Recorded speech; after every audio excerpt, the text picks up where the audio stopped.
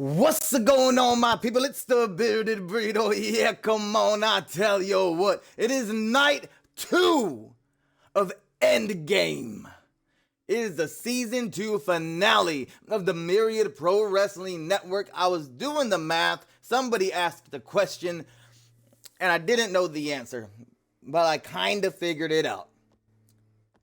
It is my calculated belief that MPN started in early March of last year, meaning we are slowly approaching our 1-year anniversary of streaming. We're going to have to pick a random date because I don't know the date.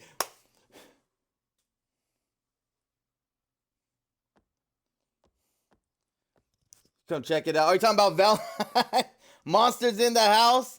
Noobsy, Monster, Redface, Jess, Jules, EO. I see all you guys in there. How are we doing? Oh, I'm a little juiced. I got like jitters and stuff. It's like, anybody ever been on stage before? Ever get those butterflies, that nervous feeling? I got that right now. I ain't never had that doing this before. All right. Here we go. We're going to jump into the awards. Today, night 2, we're giving out Season 2 Best Promo Award. We're giving out Best Babyface Award, Best or Male MVP, I should say, and the most important award of the whole season, the Best Match of all of Season 2. I'll start off with them. Set up these predictions. Give me a moment as I set you up with the best promo options.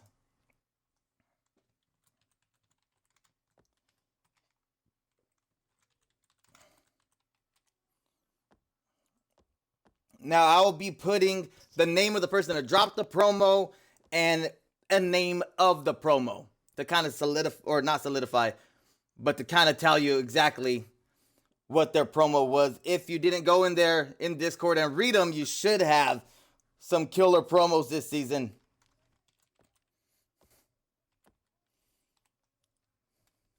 We are starting off with Chenzo.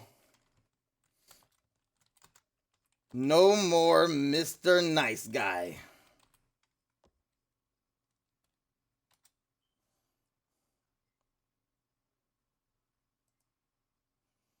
Let's see. We're going to have to call that one Mr. Nice Guy because it's saying it's too many letters.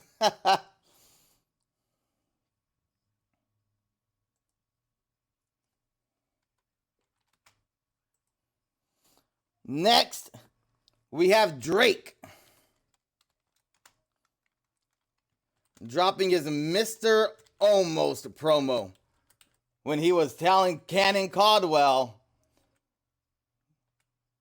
that he was just a flake and he was never going to get it done, and he's destined to be Mr. Almost Third.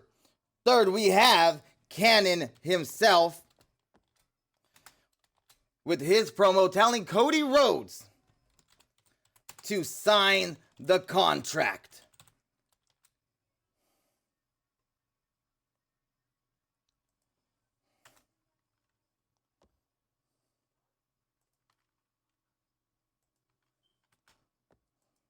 And finally, your final thing to vote on, MJF. I think we know which one this is. MJF. Send the wolves. 2 minutes to vote. And voting's open right now. Season 2 best promo. Chenzo. He lost to Xavier at Powerplex. It was very unexpected for him. He really felt good. He was training really hard. Xavier had taken him under his wing. Xavier taking him under his wing. They're meant to have this big endgame match. Chenzo couldn't take it anymore. Couldn't take playing second fiddle like he didn't already go through all this training throughout all his life. Someone talking down to him turned on Xavier, had the match.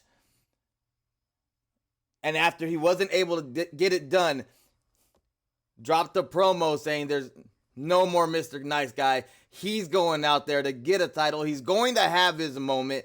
He called this shot, and you know what happened? He did it. Circumstances, not what anybody wanted. Not what anybody wanted, but Chenzo found his way into Endgame, won that hardcore championship. 50 seconds left to vote. Drake kicking out Cannon Caldwell.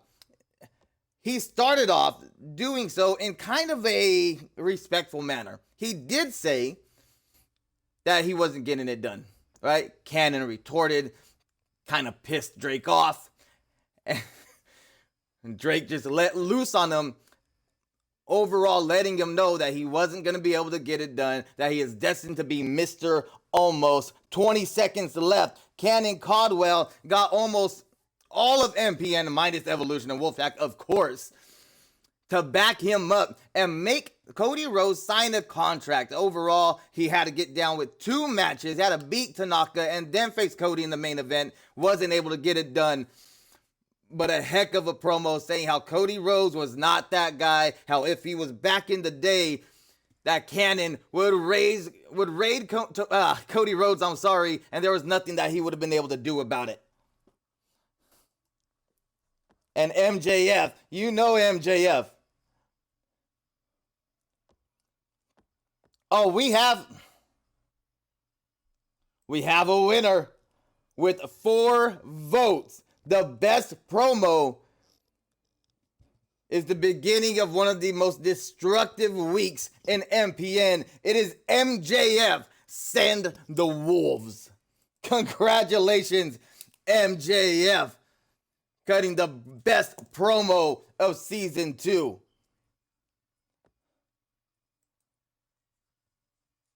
You will be getting EBs for your awards after tonight's show. Start a prediction. Let me see here.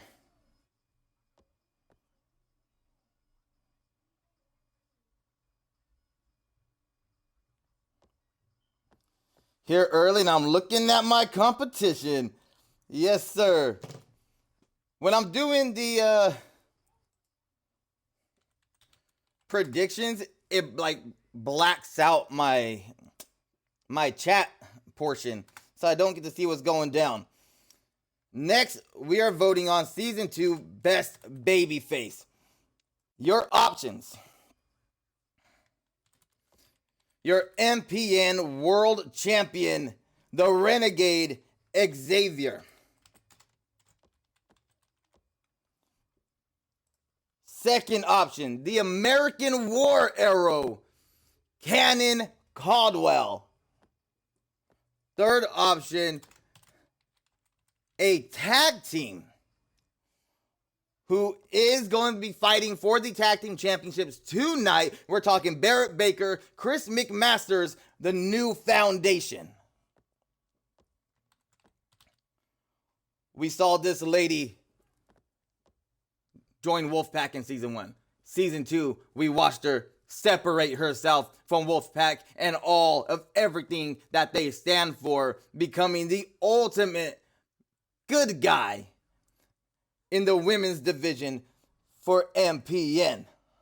We're talking about Lita, and finally, somebody who has a mean streak. We learned this recently, but started off very respectful, waited his turn, didn't let anything get to him. We are talking Dead Jester, possible best babyface of season 2, and the voting is open. Get your votes in. Long-time MPN world champ Xavier.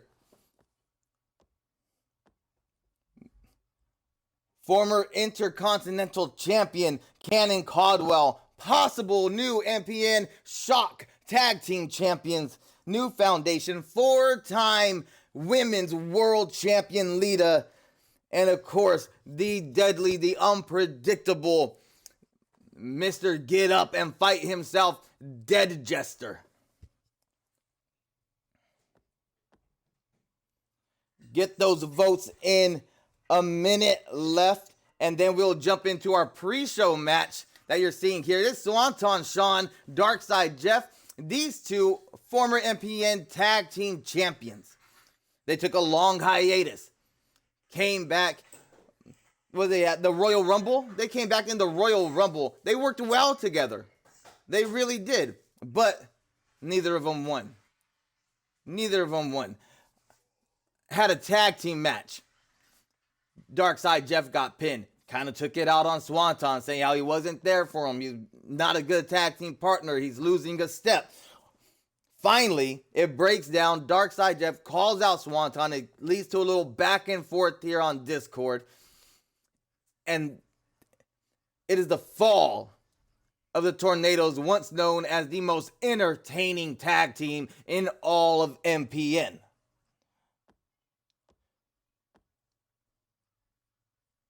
This should end up being a hell of a pre-show match for night 2. We got 5 seconds on the voting. 2, 1. Let's see who won. Best babyface with 5 votes. 5 votes. Best babyface of season 2. 4-time MPN Women's World Champion, Lita. Congratulations, Jules. Award winner, 4-time world champion, getting it in. Right now, pre-show time. Let's get this match started.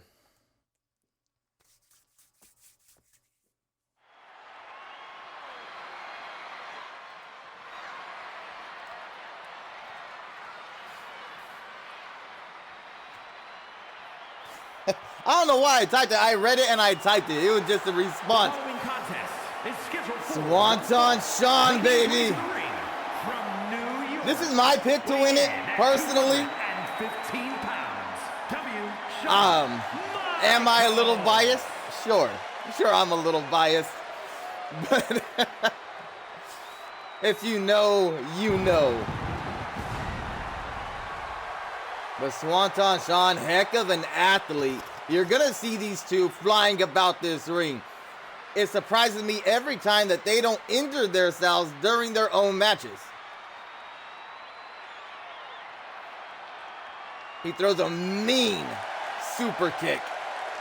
Darkside's really going to have to watch out for that super kick Swanton's throwing. Of course, he likes to hit the Swanton bomb. Very fast-paced, very high octane. Darkside got this. Darkside got this. Just like this past Tuesday, we're not doing predictions for the pre-show match. Weighing in at 215 pounds, Jeffrey the Tornado. Darkside Jeff. Now, we've seen Darkside in singles competition lightweight before. Early season 1, he does very, very good. Just as dangerous as Swanton Sean's super kick, Darkside's Interceptor 43 spear. He calls it Interceptor 43. Oh my God, calm down. Calm down, Sean. Little arrogance by Swanton. Here's calling the match Percy Parsons. And Sean starting off muscling Darkside to the floor. Starting off slow pace. Didn't expect this. They got a lot of tag team matches under their belts.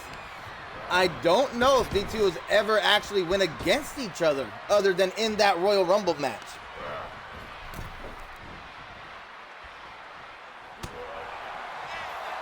Who does arenas around these parts? Just want to ask him something. I did this arena. Usually it was there was another guy, but he left some time ago.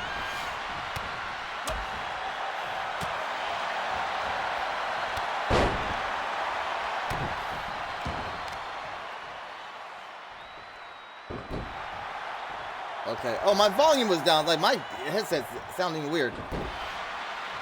All right, Swanton keeping Darkseid grounded for a second. As soon as I speak, it happens every time. Nice flurry of strikes by Darkseid Jeff. Leads in with that heel hook. Swanton next to the rope, but isn't reaching for it. Couple of right hands, or a few right hands, I should say, helping Swanton escape that heel hook. And Darkseid, that springboard drop kick. My favorite person to see do that springboard drop kick is Darkseid Jeff. It always has been. Something about the way he does it, it just fluent. A big boot to the face.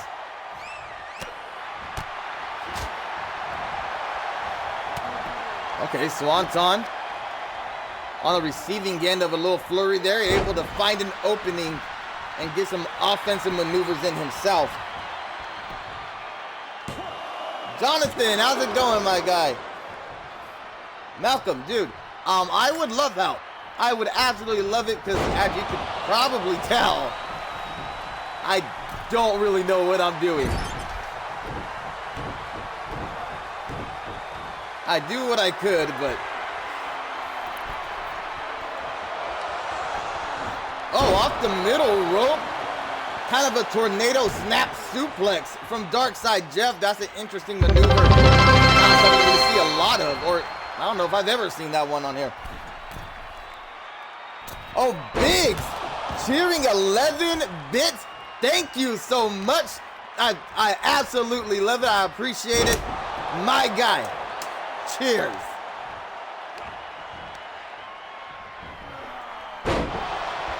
Pulling Darkseid into that side suplex. Now Swanton quick up to that top rope there. A standing Swanton bomb to Darkseid Jeff. He did not need to be grounded. He said, I'll hit you from any angle. Thought he had it. 2 count only.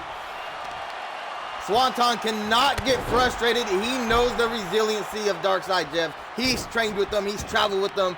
These two know each other so well. Back of the hand.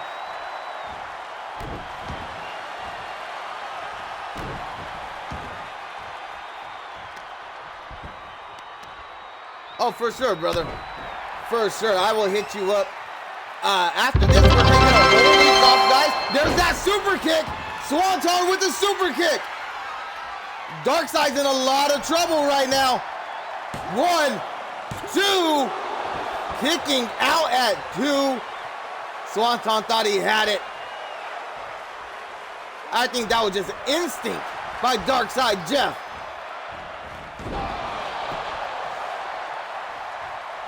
Swanton just on top of things right now. Jeff seems to be a little bit off his game. Happy birthday, Muhammad Ali.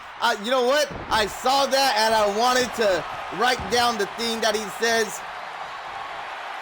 You know, maybe you can write it. I know you know it. I know you know it. The tablespoon of kindness, the teaspoon of generosity, all that good stuff. Muhammad Ali. Happy birthday to the greatest.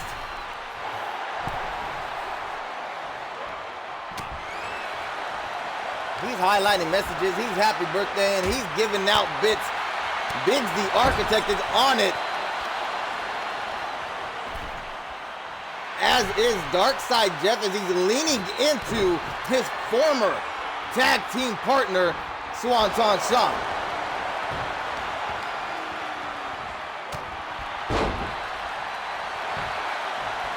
Big forearm drop and Sean, 1 count only. Swanton not giving Jeff the satisfaction of a 2 count. Up and over. Oh, overshoots it.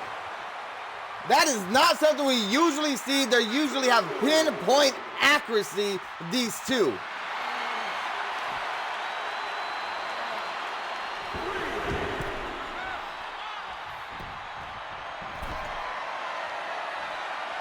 On up top once again. Going. Oh, blockbuster guy going for another. Swanton hits the blockbuster on Darkseid. 2. Again, a kick out from Darkside Jeff. Be careful, Sean. Going to the well one too many times. Maybe not the swanton from a standing position, following up with that corkscrew moonsault. That could be it. No way. Darkside Jeff showing all the resiliency. Swanton pulling out all the stops.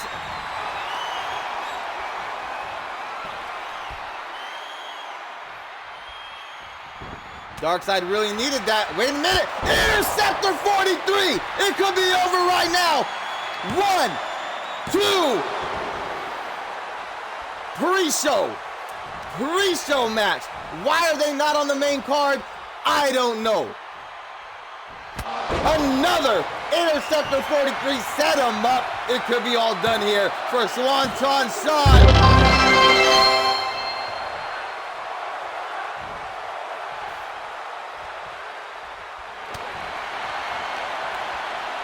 Noobsy cheering 100 bits. My guy. That's what I love it. That's why I love it. That's what I'm talking about. The timing on that spear was impeccable. That first one, it was amazing. He split him in half. Sure did. I don't think that Jeff could take one more. Done. It's done. Exhausted. Had a fall onto his former tag team partner, Sean, walking out victorious here. Your local NPC, there he is right there. Swanton Sean himself, your local NPC. You missed the match. You got to go back to the VOD and watch it. But you saw the outcome.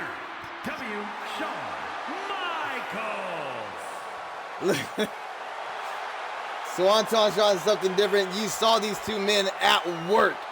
You saw everything that they had to give. Almost all of their offensive maneuvers, it felt like. Every ounce of energy and resiliency. Whew. On a come down. Here we go. Match of the night already? What?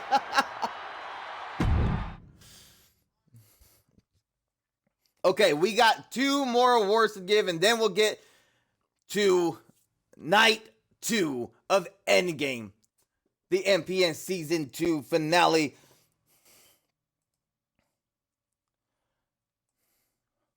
Ooh, that match got me juiced. I told you, I'm feeling jittery. I feel like I drank too much coffee.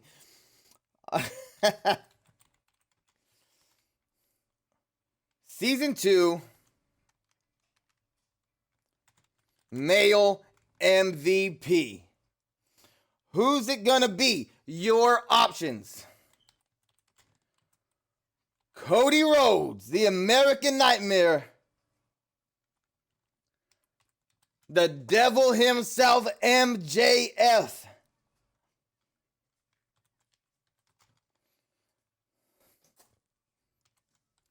Possibly the most dominant street champion we've seen yet, the Monster.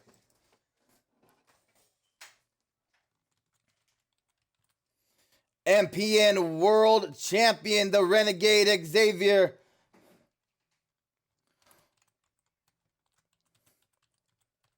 Or the man that took the technical division, if you want to call it that, and Sir William Regal by storm, Mr. Perfect. This is Season 2 Male MVP. And voting is open. Who you got? 2 minutes on the clock. Get your votes in.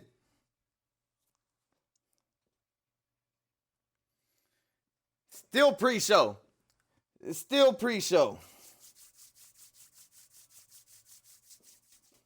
Oh yeah, we have pre-show, and then War Games is going to actually kick off Endgame Night 2. The Monster is the real street champ, he says. But is he the real MVP of season 2. Get those votes in. You got a minute left. We know Cody. Cody lost a match. He lost a match we were very shocked by. No pun intended. Losing to Dolph Ziggler. Losing to Elgin Tanaka. He's lost some big matches, but when it came down to it, when it came to defending that IC title, Cody Rhodes is that guy. Cody Rhodes is on a whole different level when that title is on the line. MJF, most destructive, most conniving. MJF he got best promo. Did he get best heel? I wouldn't be surprised. I wouldn't be surprised if he got best heel. MJF, global champion, doing whatever it takes to get what he wants. The monster, possibly the most, what's the word I'm looking for? He gotten better, right? Give me that word, guys. Between season 1 and season 2, Monster is just off the charts from what he used to be. Xavier is Xavier. We have yet to find anybody that can beat Xavier. We've thrown everyone at him. Nobody came close. And then Mr. Perfect, you know what Mr. Perfect does. But voting is now closed. And the winner, Season 2 MVP amongst the males. I'm sorry. The American Nightmare, Cody Rhodes. Outdoing everybody else by at least 3 votes. One more award to give out, guys. One more award, and it's the most important award of the night, of season 2.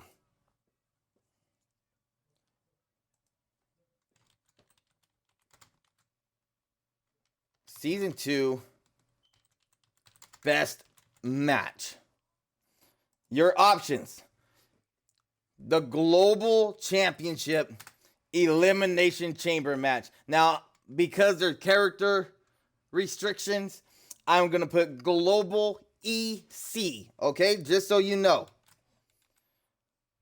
Global Championship Elimination Chamber match. That is where MJF won that Global Championship for MPN. Next, you have Mankind versus Cody Rhodes.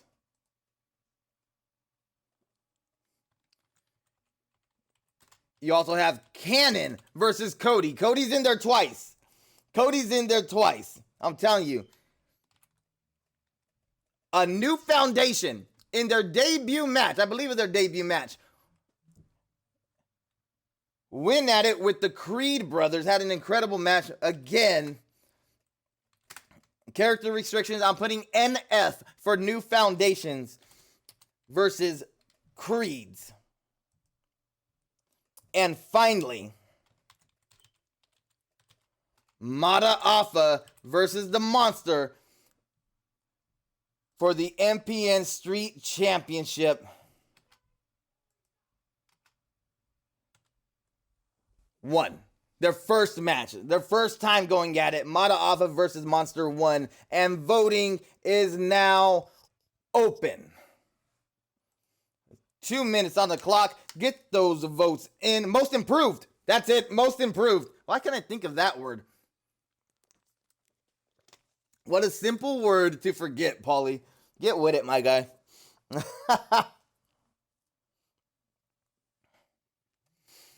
After we pick the winner for this last award, I'm going to hit you guys with that waiting screen. And when we come back, we will get to Endgame, starting with War Games. War Games. You got Evolution and Wolfpack versus Team MPN. Representing Evolution and Wolfpack, you got the Monster. You got Executioner, Mankind, and Wolf. And they'll be going up against Dead Jester, Big Time Drake, the world-renowned superstar Savio, and the American War Arrow Cannon Caldwell. Now I looked at it and I've done the math, and I believe that we have a chance of coming back from this 0-4 deficit. Evolution Wolfpack are whipping our ass right now. That's just what it is. For the War Games match, every match from here on out will have predictions. I guarantee it.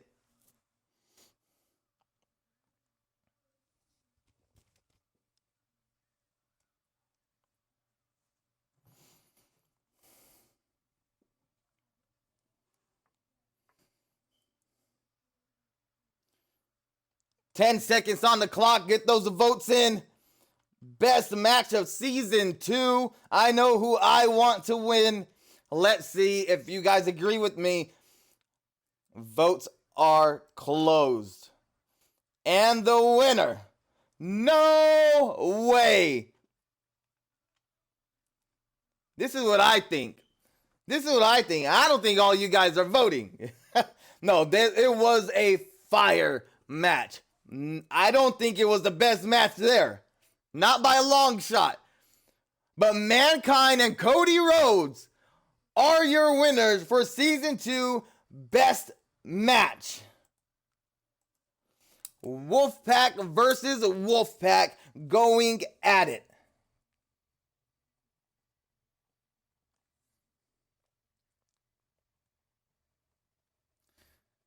Yes, sir. All right, you guys. Now we're really going to get into it. It's 6 o'clock. I just overshot my marker there.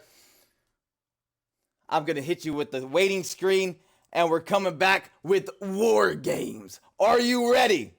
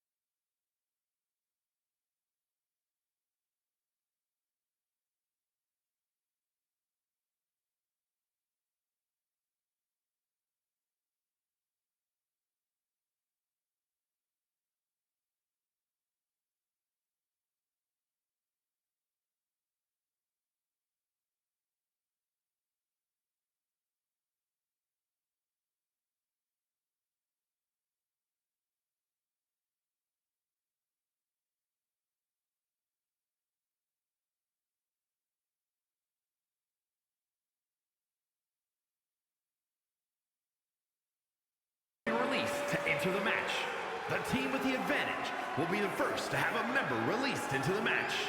Once all competitors have entered... Okay, that scared me. We had a little bit of a technical glitch there. I was really worried for a minute. But we're back. We're ready. We got it going. Let the War Games begin! Who is going to start with the advantage? I do not know. I should have shown you guys so you don't think there's any tomfoolery happening.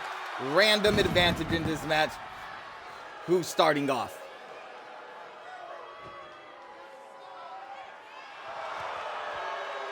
Wolf, former MPN Tag Team Champion representing the Wolf Pack. Wolf is going to be starting off War Games.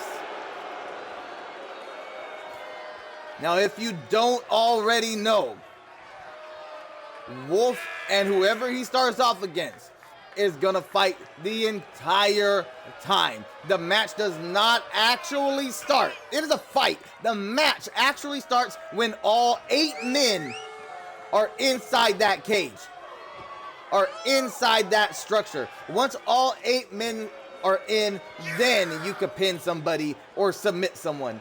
If you happen to get knocked out of the cage, jump out of the cage, it's an automatic forfeit for your entire team.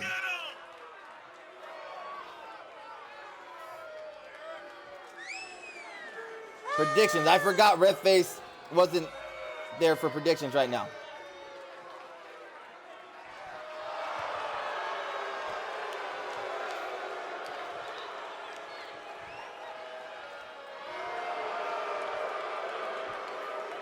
Evolution of Darkness / Wolfpack or Team MPN.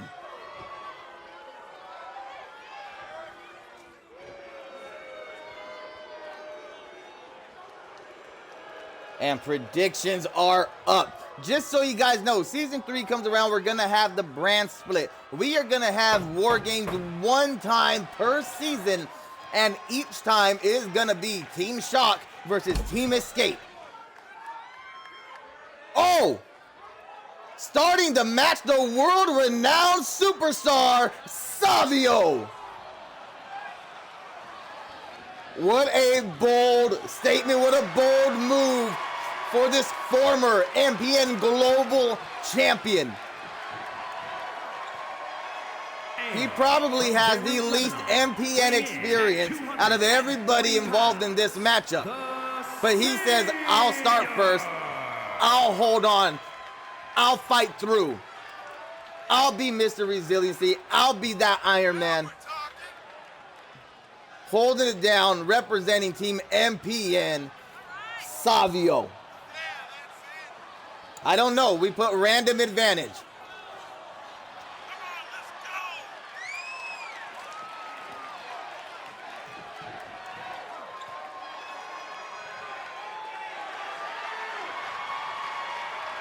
I'm telling you right now, Savio, if his team doesn't have the advantage, it is going to be a rough night for him. Because Evolution and Wolfpack are full of heavy hitters. And he's trying to start off strong with that bicycle kick. But Wolf just big manning him right now.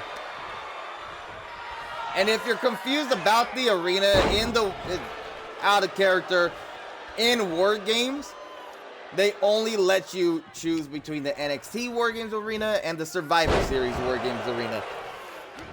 So that is not something we had an option to change. So after this, we'll come back to the actual Endgame arena. Olympic Gold is in the house. Olympic Gold trying to prevent Samoa Joe from entering that 2 out of 3. I'm sorry, the Perfect Classic. Is that what it's called? Classic. I forget what it's called already. Biggs with some more bits. How many bits do you got to cheer? I appreciate it so much. so much. I hear a little there, a little here, a little there, a little here. Alcee and Olympic gold are here. That's beautiful. I thought I got rid of that confetti. Doesn't matter. We're about to find out. Big clothesline from Savio. We're about to find out who got the advantage in this War Games matchup. MPN, MPN, MPN. No! Who is it? Monster! Monster! Savio's dealing with Monster and Wolf by himself. This is not going to end well. Okay, get with it, Savio. Hold it down. MPN, baby. More cheers from Biggs. Yes. Some vicious strikes from Savio. Savio got to pace himself here. Doesn't want to use all his energy. It's a long fight ahead of him. Got the MPN chats going in chat right now.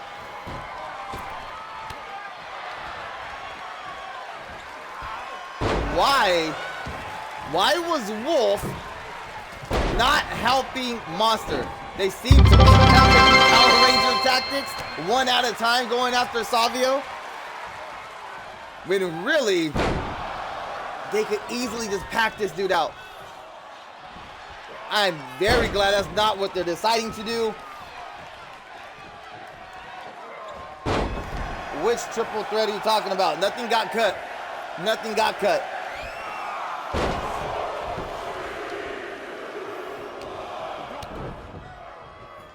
All right, who's coming in? Who's coming in for Savio? Where's he at? Who is it?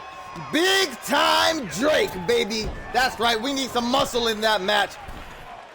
And straight to business, no weapons. Let's go help out the new guy. Help out the young buck.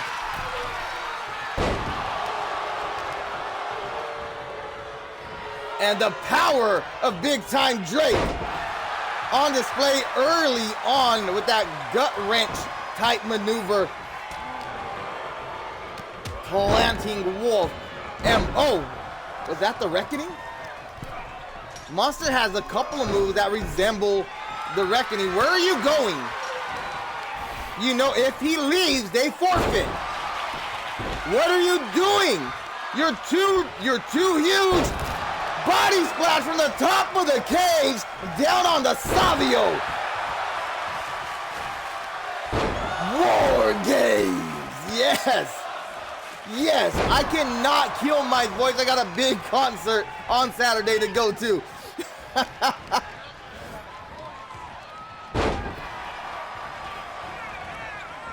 Now we got a fair fight here. Wolf and, as soon as I say it, Evolution Wolfpack is gonna get the advantage again. Oh my God, Drake is tossing Monster. Went for what would have been a back elbow. And Cactus Jack, Mick Foley bringing out the big guns, knows he has to go hardcore, knows there's gonna be a lot of violence involved in this match. And he brings Cactus Jack to the ring. Oh, spear by Wolf. Cactus Jack mixing it up with Savio. Sleeper hold by Cactus.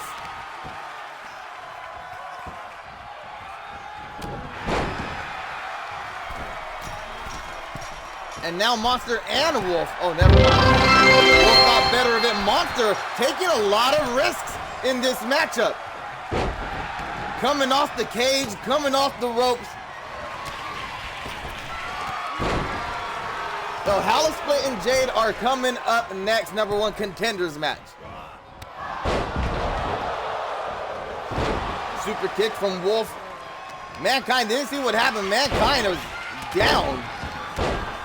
Staring up at the lights, and Monster attacking that left leg of Savio. Big time Drake with that big time power. Once again, Wolf. Once again, feeling the impact.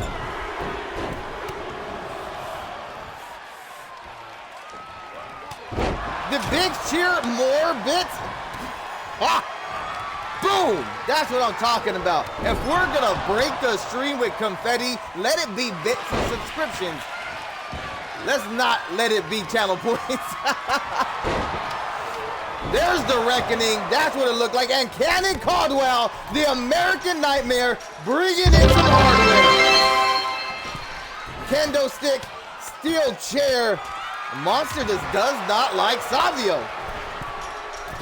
It's kind of, oh, Savio rolls out the way this time. And Cannon Caldwell not done, still bringing in weapons. Wolf. Wolf up in the air, another body splash from Evolution / Wolfpack. Killing it. Yes. Newsy with some bits. Biggs with some bits. This is getting wild, guys. This is getting wild. I'm loving every single second of it. Cannon Caldwell, beautiful German suplex. Not surprising to see that kind of maneuver from Caldwell in this match. Sticking to what brought him to the dance. Drake and Cannon Caldwell, former partners. Oh! Cannon Caldwell just elbow drop Drake. I was just gonna say, we just talked about the promo where Drake called Caldwell Mr. Almost. And maybe that was Drake's receipt. Maybe that was the receipt. Let's hope it doesn't turn into an all-out war between Cannon and Drake. We do not need this. Team MPN needs to stay together. They need to stay focused. They need to stay on task.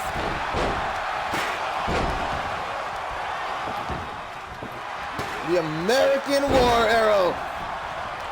Oh, Monster just throwing tables around. Executioner, the final man of Wolfpack and Evolution to enter this match. We got tables set up. It seems to me like Drake did not take it too personally.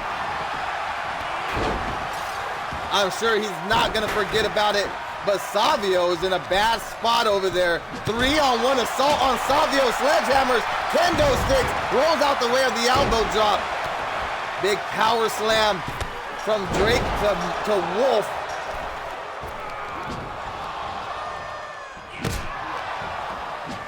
Moves is saying Cannon's gonna drown in the tub. Yes, sir. Savio's in a bad spot, man. He's in a bad spot.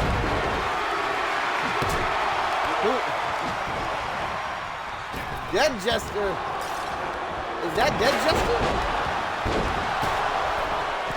That is Dead Jester. Dead Jester sporting a new look here. Straight to business, loses the skull mask. Oh, you hear the announcement, War Games has officially begun. Dead Jester is a fighter. If he has to go 3-on-1, that's exactly what he's gonna do.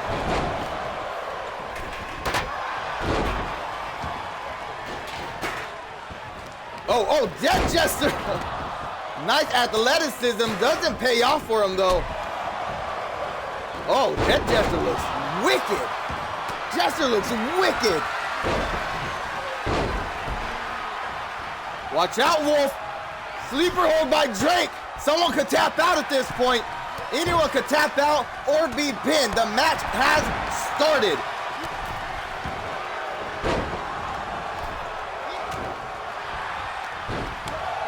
Savio still at a disadvantage. Oh my God, what a choke slam by Dead Jester. Dead Jester cleaning house. On the right side of your screen, Cannon Caldwell, beautiful elbow drop. But somebody got to go over there and help Savio. Nobody is paying any mind to Savio. Watch out, Cactus Jack. Takes a big dive for no reason. Okay.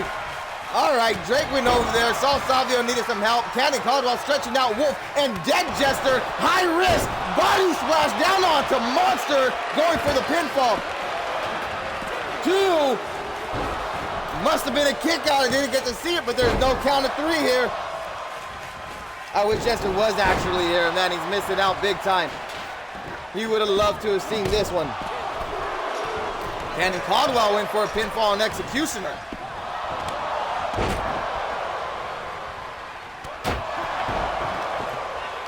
Stop sign to the back of Cactus. Executioner, big power move. Modified German suplex from Executioner.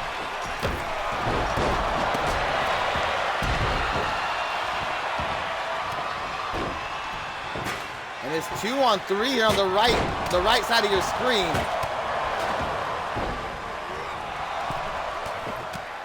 And Savio looks to be coming over here. Oh, sledgehammer to the kidney area of Drake.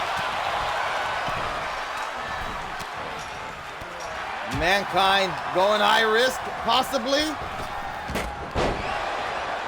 What a maneuver from Cannon Caldwell, rolling through the legs of Executioner.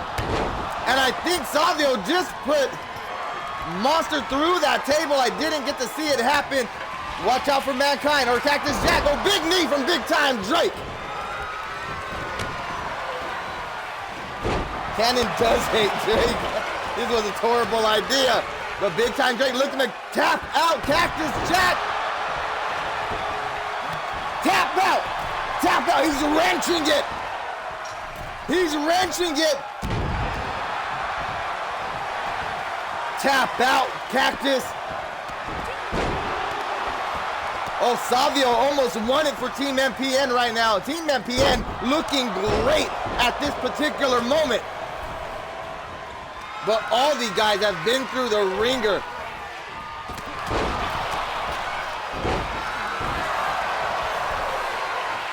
Cannon Caldwell, sleeper hold to Monster. Dead Jester going for a pinfall. Executioner is out. No pinfall. Monster escaping the hold. And Executioner to his feet. All right, Dead Jester, I see you, man. Making it old school. Monster tried to get in the way. Whoa! Executioner stealing Cannon Caldwell's maneuver. It's the Cannon mutilation. Cannon's not going to tap out to his own move. No way. Several people have tried that. Nobody has succeeded.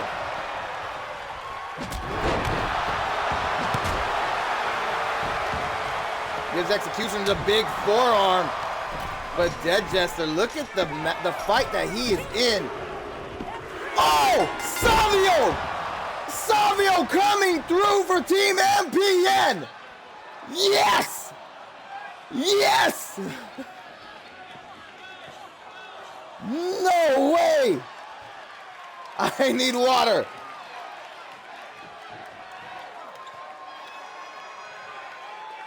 Savio, we always talk about how nobody likes Savio.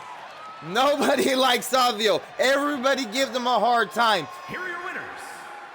They saw him as a commodity, saw his animosity towards Evolution. Look at him. Started the match bloodied and beaten. Pulls through to the end. Gets the pinfall. Dude. These stories write themselves. About time MPN got a win. And all we could do is tie it up. That's all we could do at this point. Congratulations, Cannon Caldwell, Savio, Big Time Drake, Dead Jester. Dead Jester showdown, and I'm loving Jester's new look. Hit you with that waiting screen one more time. And we'll get to Endgame. Wow. I love it.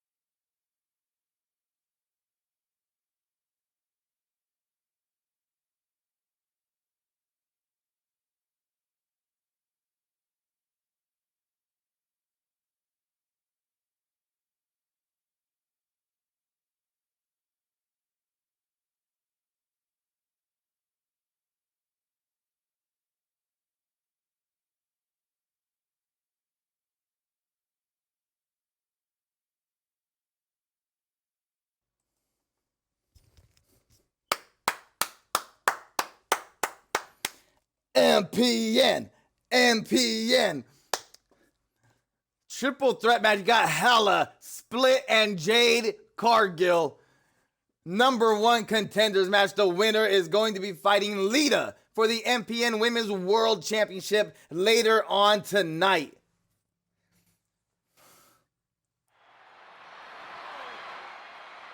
Split has had this level of match before. Jade Cargill given a heck of an opportunity. Hala really earning her spot with 3 wins in a row. 3 wins in a row, no losses. Debuted winning streak.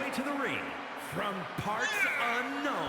But here comes Split representing the Wolfpack, looking to get 2 wins tonight and becomes the Women's World Champion. How fitting, I guess is the word I'm looking for.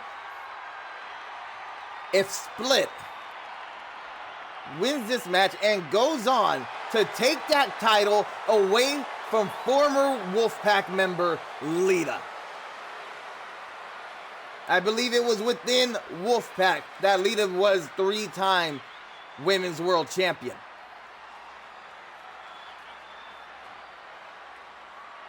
And her opponents, first, Savio Pin Cactus. The Warrior Princess. Oh, I got so excited I didn't even do the predictions. Okay, complete those predictions. The Warrior Princess Hala. Start new predictions, Paulie. Be on top of it. It's the season finale. Stop flaking.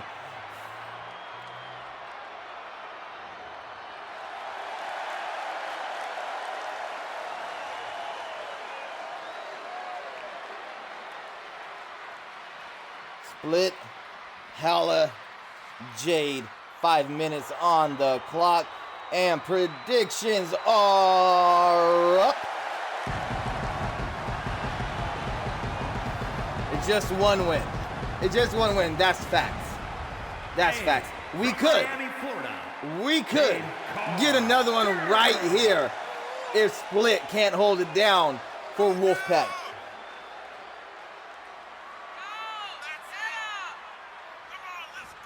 Jade Cargill, man.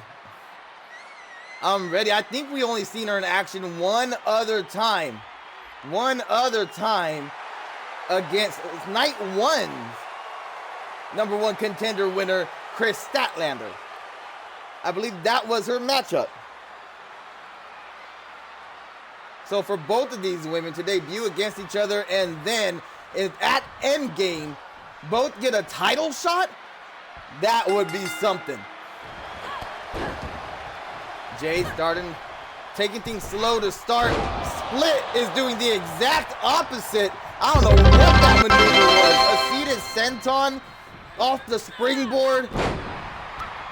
Hala said, you want to take a seat? How about you sit right here? And Cargill with that power, man. Cargill is an athlete. All around. She's got the look, she's got the power, she's got the speed, she has the charisma. Jade Cargill, she is on paper, right? On paper, in the picture, she is it. She is that it factor. Let's see if she can leave it in that ring though.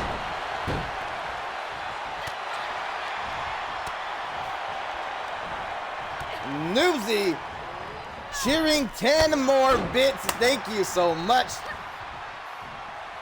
You guys are killing my voice today. You guys are killing my voice completely.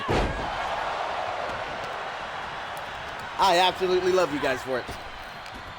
Hala finds herself over that top rope at ringside.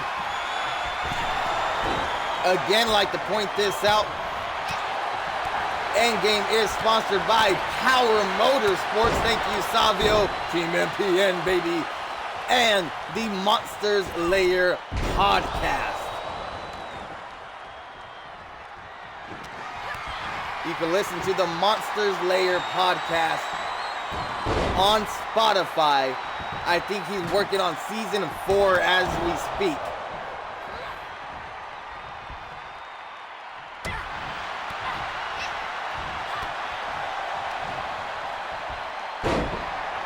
Oh, Split going for a pinfall. I thought she was going to turn around, go after Hala, trying to clean house. No. Someone brought a table in here.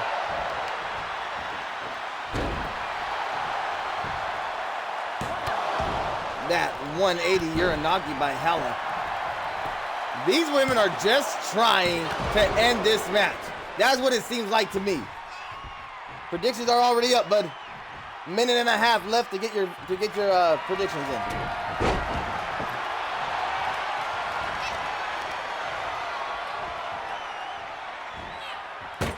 As a vertical suplex, Split thinking she wanted to bring in another table, decides otherwise and whiffs the front flip assault, whatever she was trying to do.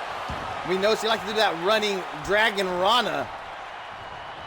No, Jade Cargill, the power game. Not taking that Hurricane Rana, ducking and dodging away from Hala, setting up the pump handle. And Hala with the reversal, the hip toss, beautiful escape. And there's that running Dragon Rana for the cover. Clarissa James in position 2. And no victory yet for Split. Biggs with more bits. Ha! I love it.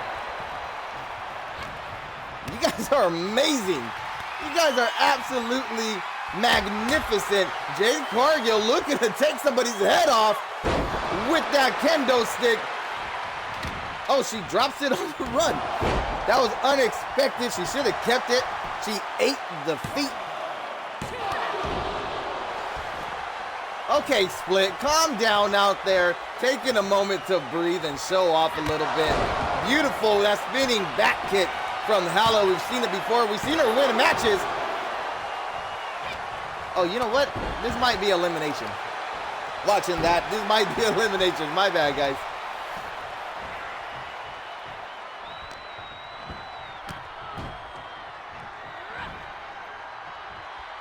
Beautiful DDT from Split.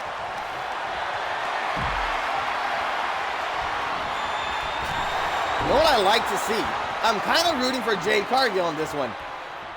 Just because I'm seeing Hala, I'm seeing Split, and they're throwing a lot of offense. I feel like Jade is really picking her spots here. She's trying to be calculated in this match, but in triple threat matches, they tend to be very destructive. A lot of chaos. So if you try to be, oh, the Split second elbow drop. I'm sorry, Split decision elbow drop. Right through the chest of Cargill. This Hurricane Rana is not working out for her, again getting caught up by the more powerful opponent and eating those power bombs. That double-handed choke slam by Hala. The Warrior Princess going for the pinfall, looking to eliminate Jade Cargill to no avail.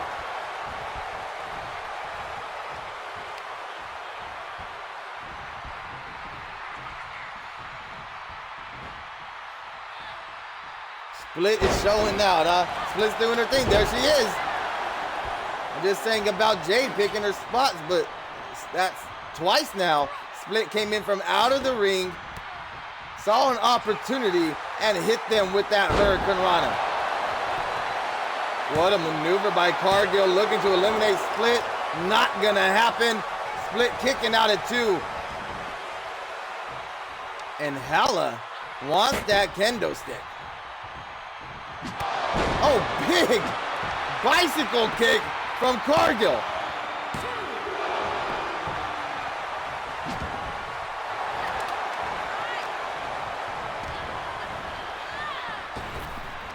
Off the rope, nice back body drop. Old school maneuver from Cargill, I love it. I love those. Breaking that kendo stick over the shoulders of the Warrior Princess.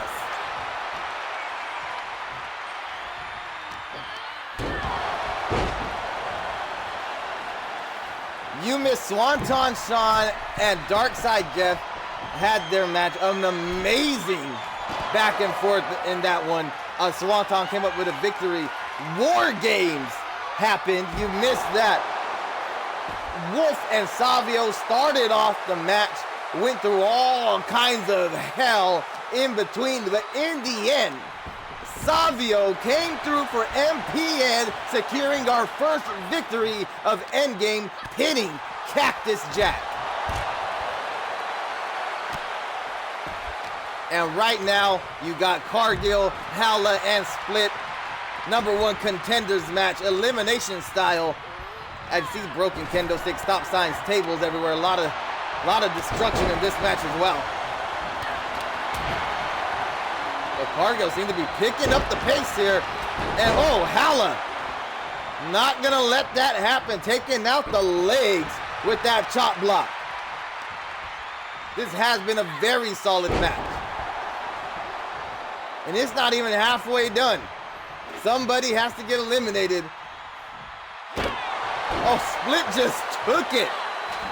Split just took it.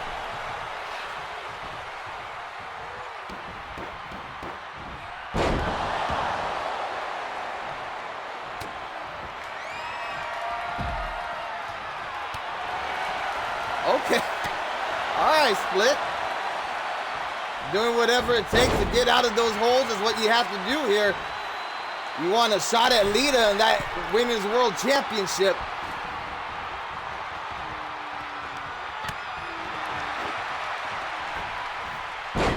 Diving Hurricane Rana to Jade Cargill again. Hala. That stop sign over the cranium of Split.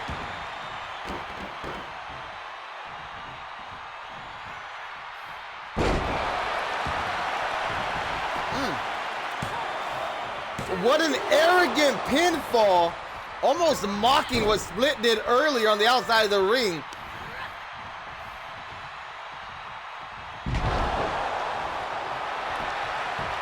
Nice powerbomb from Cargill. 2 count only. Nobody eliminated yet in this matchup. Knees to the face. Now on the scoreboard is MPN 1, Evolution Wolfpack 4. If Split loses this match, that secures a second victory for MPN.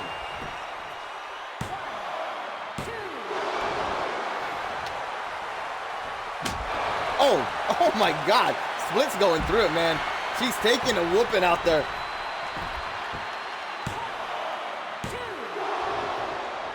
But she keeps going. Another kick out from Split. I gotta go through the match. Anyone went through the match card and try to do the math, I think that MPN could break even. I think we could go 4-4 here. Hala taking her time. Calling her shots, getting the crowd into it.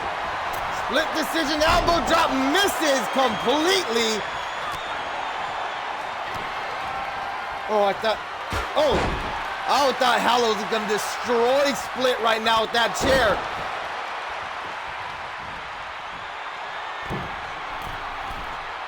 Stay down, says Newsy. Oh my God, that's more than halfway across that ring. Split decision, elbow drop. 2, 3, and Hala just got eliminated. Jade Cargill got to hold it down for Split, or MPN is out of it. There is no coming back for us.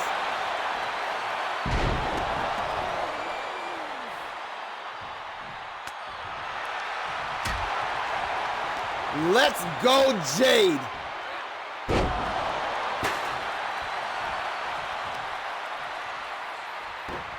I will say I think Jade has the better chance here, being that Split did a lot of her damage by picking off the unexpected. Nice bicycle kick. Oh, beautiful! Jade Cargill is going to be facing Lita for the Women's World Championship. And MPN gets their second win of the night. Night 1 belonging to Evolution and Wolfpack so far. Night 2 is MPN, baby. Here is your winner, Jade Cargill.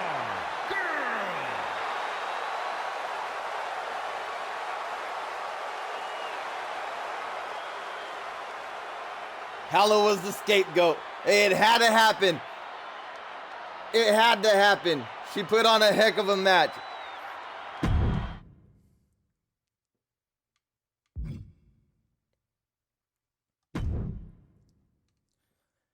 Here we go. Here we go. Oh, let's start these predictions. If you don't know what's happening here, let me tell you. Let me let you in on the get down. After I get these predictions up here.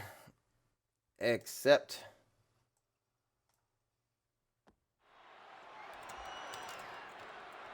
Kurt Angle.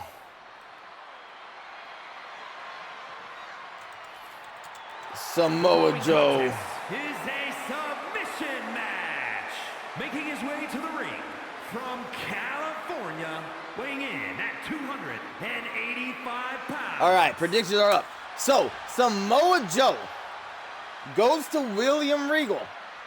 Says he wants in this Season 3 Regal Classic. Right, this 2 out of 3 falls King of the Ring tournament. Regal said, I choose the participants here. The whole thing about this tournament is I handpick all 8 men that are involved. Joe put up a little argument, gave him some very good, some good arguments, some good points from Samoa Joe. Regal kind of folded just a little bit, and said, you know what, Joe, I'll tell you what, if you could tap out the 2-time Olympic gold medalist Kurt Angle, I'll let you in to the Regal Classic. Jade Cargill won that triple threat match, sir. These two go way back, yeah, for sure. For sure. Has some great battles back in TNA. I believe it's TNA again, isn't it? I know that there was talk, I don't really follow it that much. I know there was talk about it going from Impact and becoming TNA again. I don't know if they ever did it. Predictions are up.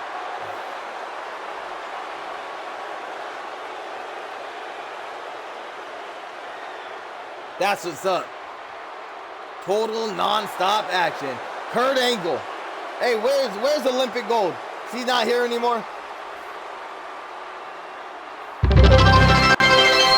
That's right, Biggs. Biggs, you're the greatest. Branded in the new year, Samoa Joe trying to start off quick. Angle scouted it, saw it coming, big power bomb. Angle resorting to the power game early on. That was unexpected from this submission specialist. And I like that he's already working the legs of Samoa Joe. He's already pinpointed a target, possibly looking for that ankle lock submission. Samoa Joe looking to prove something here to both himself and William Regal. Noobsy again with 100 bits. 100. 100. Had to go back and forth, so you know the 2 separate zeros. That's 100 bits from Noobsy.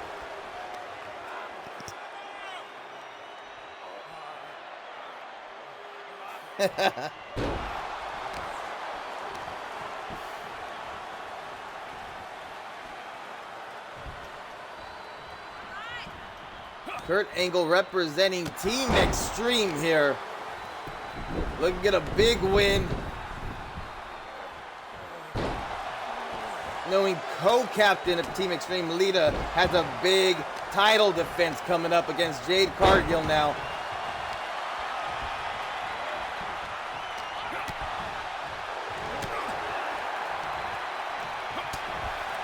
I think Angle wanted to pick the ankle.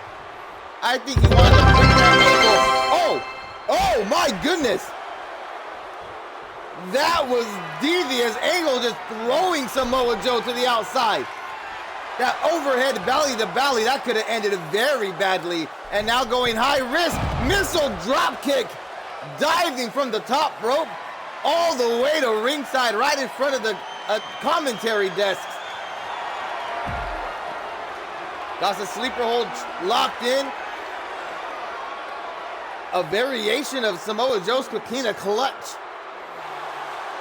Joe fights out of it, that back elbow creating separation. Beautifully done. Biggs and Newsy's having a bit war over here, and I'm all for it. I am all for it.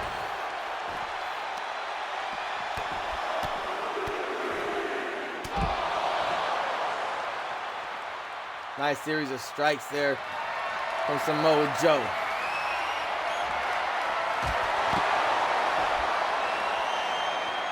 And this is smart on Joe's part. I'm not sure if smart's what I want to call it. But a lot of people enter submission matches and they do what Angle is doing. Locked on the target, pinpointed something. That's what I'm going after. We're taking that away from him. Samoa Joe looks to be under the impression like, well, this is a fight until I make him tap. Samoa Joe bringing a brawling factor into this matchup.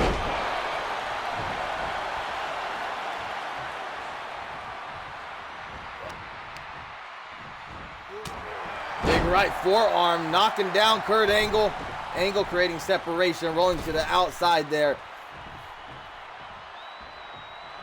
Little confusion by these men.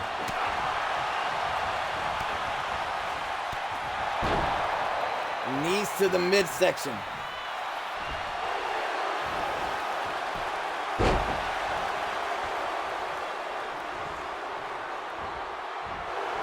Now there it is. He finally picks the ankle lock. But Samoa Joe right underneath that rope. Now William Regal went on record before saying how he thinks MPN is doing it all wrong. Right? He wants to bring back that technical style, that Greco-Roman, hold for hold, the mat classics. He thinks MPN is senseless violence. He thinks it's unwarranted attacks. And that's why he's putting together the Regal Classic. 2 out of 3 falls. Handpicked what Regal believes are the best technical wrestlers MPN has to offer. He's putting them in that 2 out of 3 falls tournament to start season 3.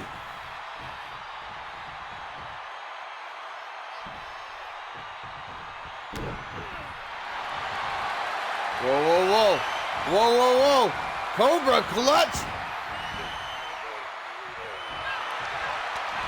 Angle fights out immediately. Doesn't want to be in that move any longer than necessary.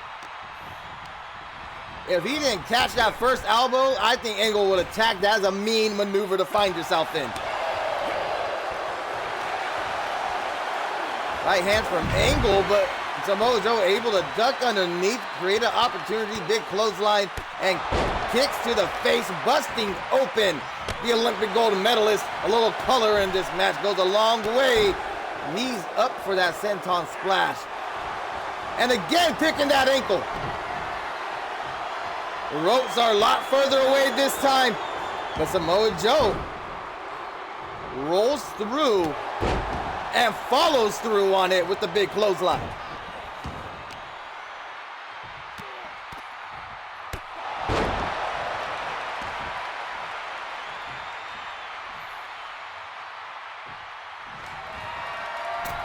I don't know if it's the forehead or over the left eyebrow, but Kurt Angle is leaking, and the muscle buster from Samoa Joe.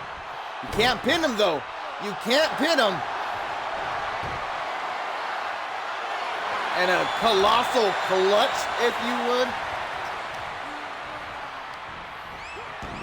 Kurt Angle underneath that bottom rope. Season 3 is going to bring a lot of changes to MPN. Not only are you going to get the Regal Classic at the beginning of the season, you're going to have a complete brand split. Wait a minute. Locking in that Coquina clutch from Kurt Angle. Samoa Joe may tap out to his own move here. Oh! Kurt Angle denies passage. message. You shall not pass, says Kurt Angle. Samoa Joe wanted into the Regal Classic, had one job, tap out the two-time Olympic gold medalist. He failed to do so. Matter of fact, he got tapped out by his own maneuver. Congratulations to Kurt Angle.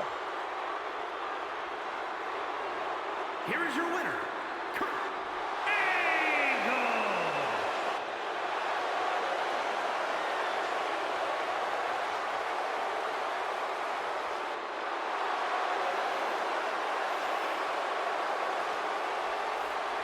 Well, that's embarrassing. I don't know. I didn't actually look. I don't know how much you betted on him, but his meter was a lot higher than the others. Let's see. Let's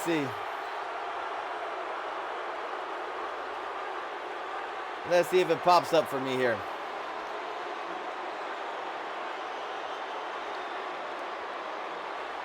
No, it looks like 4 people voted for Kurt Angle on that one.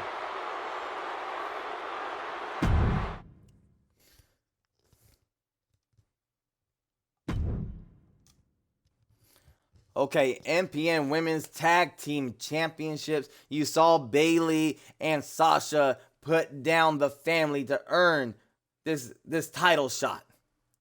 Here's the thing. We know Bayley and Sasha are established wrestlers, right? They are among the greats of women's wrestling.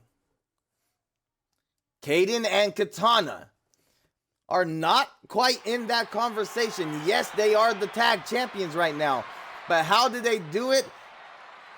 All the way through in multi-women tag matches. So it could have been a lot of, snaking people, sneaking around, reserving your energy, picking your spots, and in a straight 2v2 tornado tag, you don't really have that kind of an opportunity. In this kind of match, you got to go toe-to-toe with your opponent. And quite frankly, I don't think that Kaden and Katana could do that with Sasha Banks and the role model, Bayley.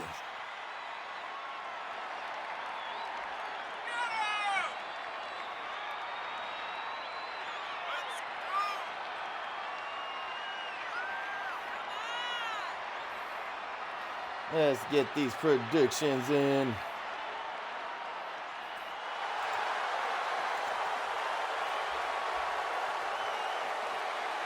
Legit role models. Life of the party. And predictions are up.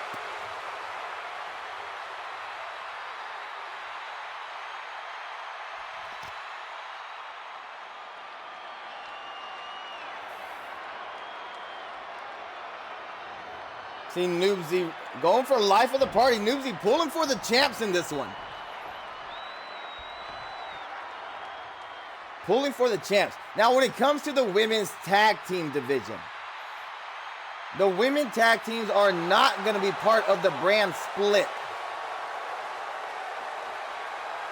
Oh, why are they coming out separately? Oh, this is interesting. All right, we're going to roll with the punches. It is what it is. Kaden Carter making her way to the ring, half of the MPN Women's Tag Team Champions. What I was saying, women's tag divisions are not going to be going to Escape or Shock. They will be fighting, competing, defending on both shows. The women's tag division is going to be pulling double duty simply because we do not have enough women's tag teams to be on 2 separate brands.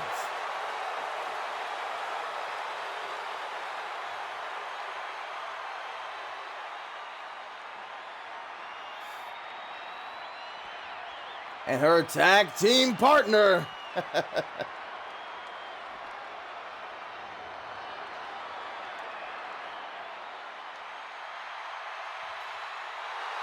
All he did roll with those punches. Katana Chance. If you don't know, people, nerds like me, who watch things like Ninja Warrior, American Ninja Warrior, right? If you don't know, Katana Chance, aka Casey Catanzaro, actually won the American Ninja Warrior competition.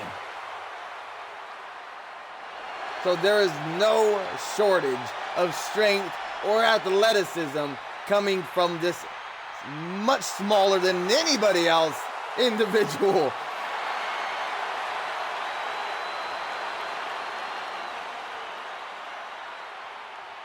I did not know Hala had a sister. That is very, very intriguing news.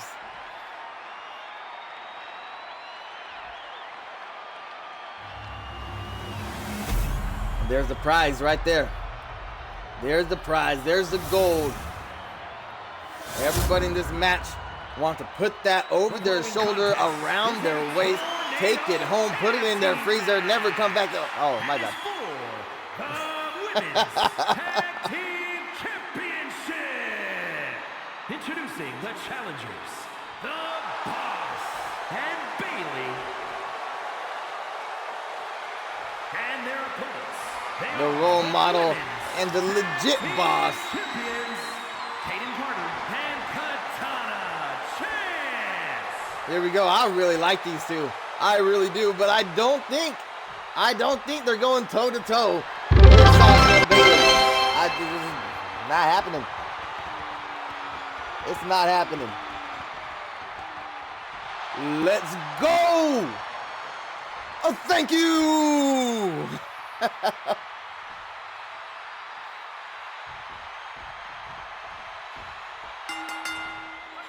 Let's get this battle started. 20 minutes on the clock.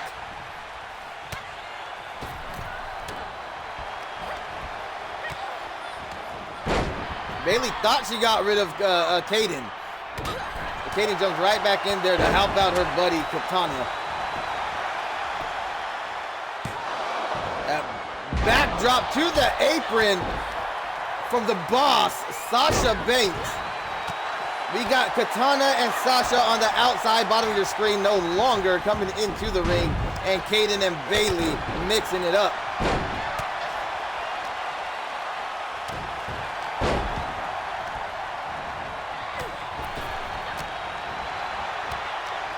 Ducks underneath. Sasha goes for the legs. Couple of kicks. Kaden Carter. Nice elbow from Sasha. Bailey trying to set up Kaden for whatever she was trying to do. Kaden refused to let it happen. Back elbows to the midsection. And now, a Canadian destroyer by Kaden Carter. And immediately turns her attention to Sasha Banks. Oh, nice maneuver. Kind of a leg scissor takeover by Kaden. But now life of the party on the receiving end.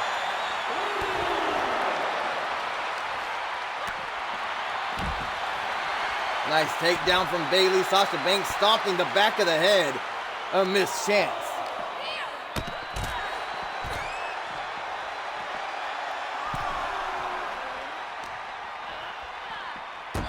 Another shout out to Power Motorsports and the Monster Layers podcast. This is night 2 of MPN's Endgame Season 2 finale. MPN Women's Tag Team titles on the line, and the champ is in trouble, locked in the guillotine, middle of the ring.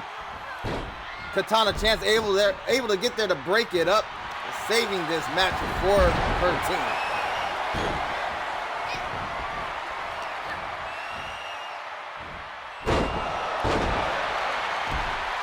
Nice fisherman by Sasha Banks.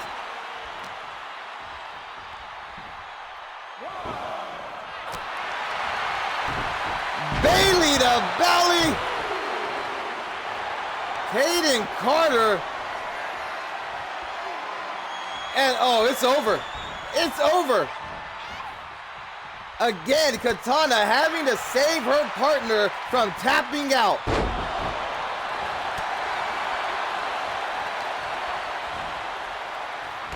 Eat defeat from Katana champs. I said that the champs couldn't go toe-to-toe with the legit role models, and they are proving me wrong right now.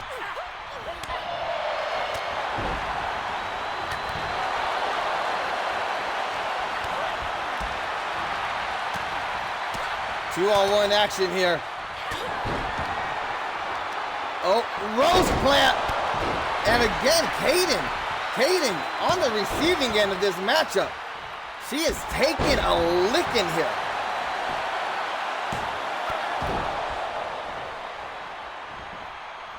Kaden looks beat. She looks exhausted.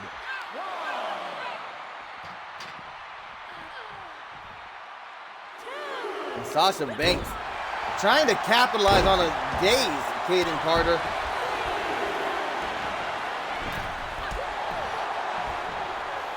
Legit role models, two-on-one assault against Katana Chance. Katana doing your best to fend them both off here.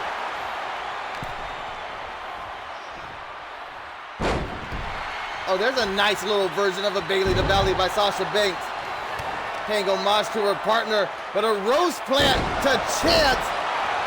Go for a cover. Bailey got that cover first. I don't think Katana knew that. I mean, oh, I thought that was the 3 count. Oh my God. Woo.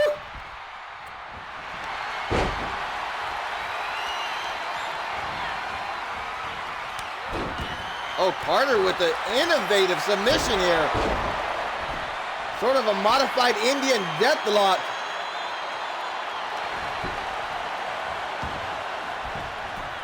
Oh, boot to the face.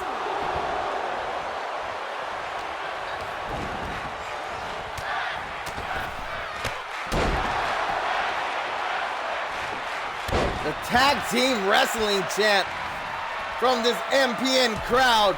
And Katana Chance looking to put it away. Phoenix Splash. No one home. And a Bailey to Belly.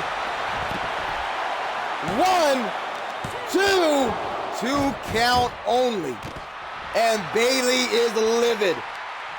Bailey is livid.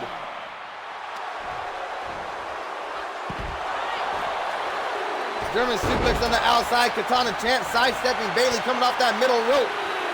Up on the shoulders, Hurricane Rana rolls through for the pin. 2. And Bailey kicks out at 2. Remaining in this matchup.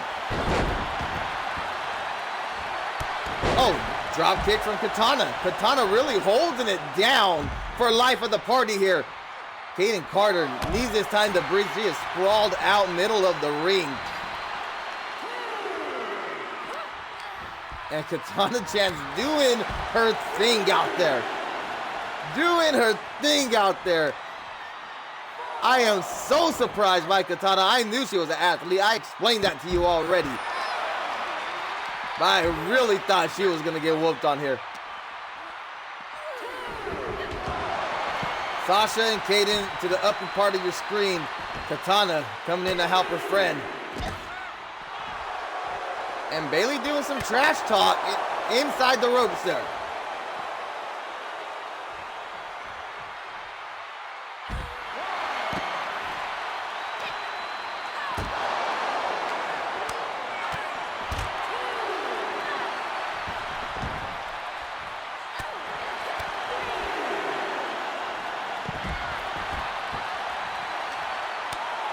Four count. Tornado tag matches a 20 count. They have all the time in the world. Do not be concerned about that right now.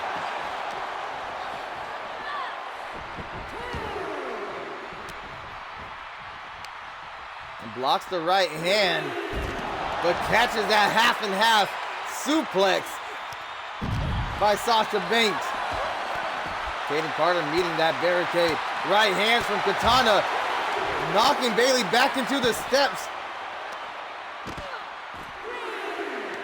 What is Katana doing? Oh, pulling on the hair, stepping on Bailey's hair.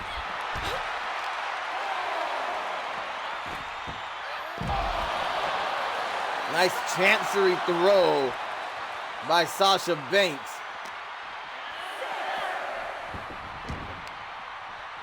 And oh, dragon suplex. That snapdragon by Sasha to Kaden Carter. My God, Kaden Carter, man. I am 100% sure she is going to be receiving some sort of an injury when this is all said and done, if she doesn't have one already.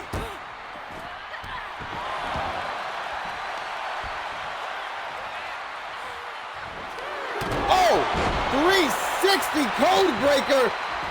One. Oh, Bayley there to break up the pin. Katana doing everything she can to retain these championships.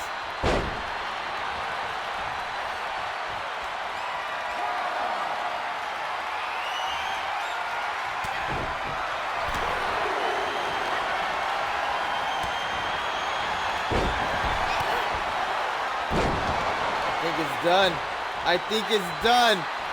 It's over. Fisherman Brainbuster. No, now Kaden.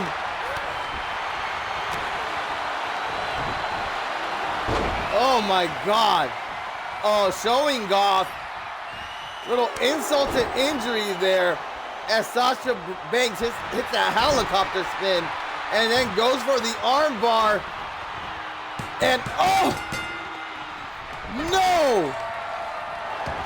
And just to finish it off, a rose plant by Bayley. Kaden already tapped out.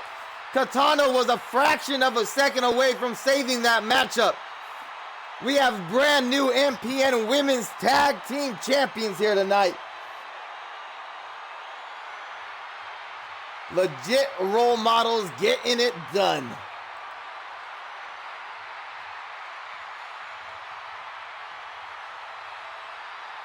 Here are your winners, The Boss and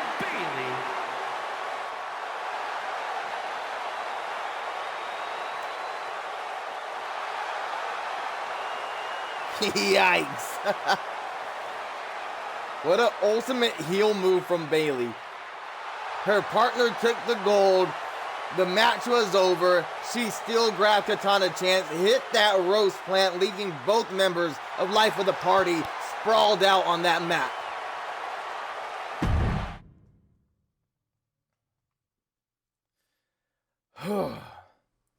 That one's a little disappointing.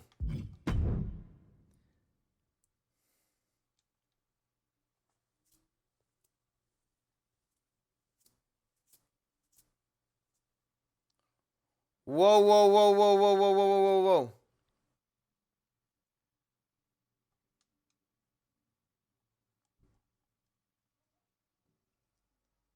Whoa, whoa, whoa, whoa, whoa, whoa, whoa. I think we have to roll with the punches here. I think. The following is an elimination match. On the way to the ring. The dynasty here. Oh, I'll tell you exactly. I'll tell you why I'm stressed out right now. What we got here is the Samoan dynasty. It's The Rock. It's Rikishi. It's Umaga. And they're looking to prove that they are the better generation of Samoan superstars. Because people like Roman Reigns, Jey Uso, and Solo Sikoa have been running their mouths, talking about how they're top notch. They are the Samoan guys, right? Roman Reigns operating in God mode, main event, Jey Uso. We've seen Rikishi and Solo Sikoa have a tremendous, what I think should have won rivalry of season 1, Rikishi and Solo Sikoa. But a lot of disrespect thrown at this older generation of the Samoan dynasty. And they're looking to put these three men in their place. Long time since we've seen the bloodline together.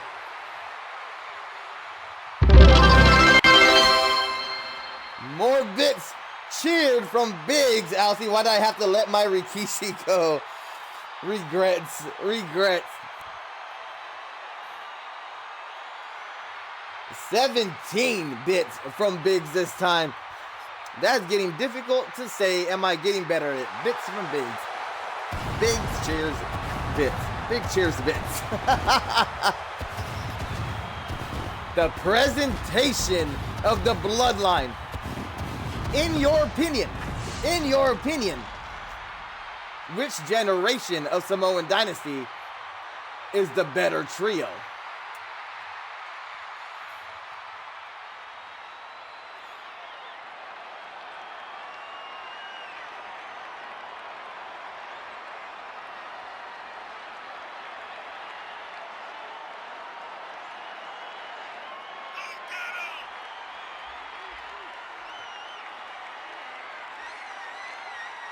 Okay, I'm gonna tell you why I got stressed out. The current generation, the bloodline generation. They're solid, man. I can't disagree with that.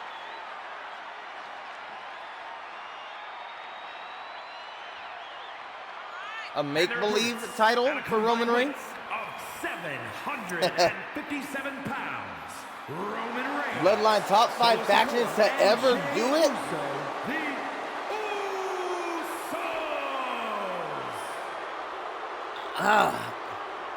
I would make an argument for top 3.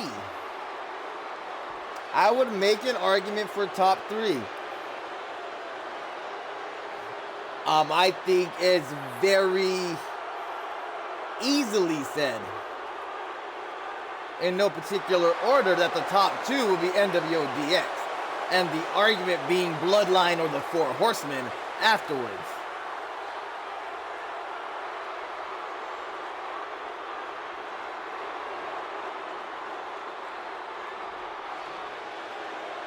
It really depends. Facts, yeah. It really depends on what the parameters are. If we're talking about factions that change the game, you know, then it would probably be NWO Four Horsemen DX, I think. I don't know. That's another conversation. Facts, dude. Facts. This is why I was stressed out. 3v3 tag match. This was supposed to be a tornado tag. But like I said, we're gonna roll with the punches. Night 2 of Endgame. We got Rikishi mixing it up with Roman Reigns. One other time we've seen Roman Reigns in action. He teamed up with Brock Lesnar. They did not have the best of chemistry. We know their history, and they failed. They fell defeated to the Smoke and MJF. The Smoke still has a World Championship match coming at the end of the night, where he'll be facing both the World Champion. Xavier Roman Reigns goes over the top rope up high, and Jey Uso kind of cost Roman Reigns that big maneuver, putting Reigns in a very dangerous situation.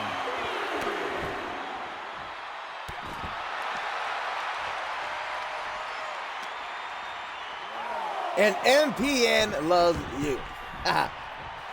Alcy, I'm too sad to watch. You let him go, Alcy. You let him go. But I will say this. You let him go. And Mata Alpha did become street champion. Maybe it was only one time. Maybe it wasn't for a significant length of time. But not many have held that gold.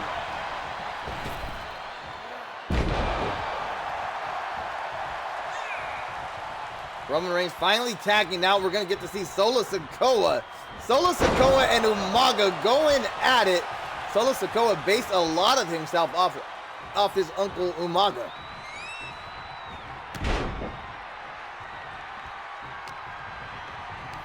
I'm going to pull back the curtain for you, Elsie. I'm going to pull back that curtain a little bit. There was talks of bringing in Yokozuna, right? Because he is part of the Samoan Dynasty, and contacting you and seeing if Mata Alpha would like to team with Reigns and the bloodline here. The only reason we didn't, because we felt like if we did that, then we really have to push an angle for Mata Alpha to be part of that dynasty, and we weren't sure how to do that. And if we did that, you probably have to leave the faction here now, and it was a big thing. There's a lot of questions involved. But overall, I think Mata Alpha is in a good place here. I think he's in a good spot.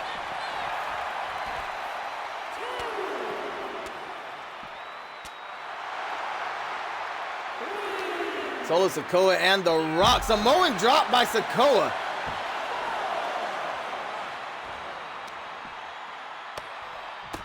Now, I can't tell you. This was supposed to be a tornado-style matchup. Once I saw that it said tag team, it threw me all off, so I don't know if this is going to be one fall wins, if it's elimination. Something went crazy here. Roman Reigns just ate a steel chair. I think Rock just threw him into those chairs sitting at ringside.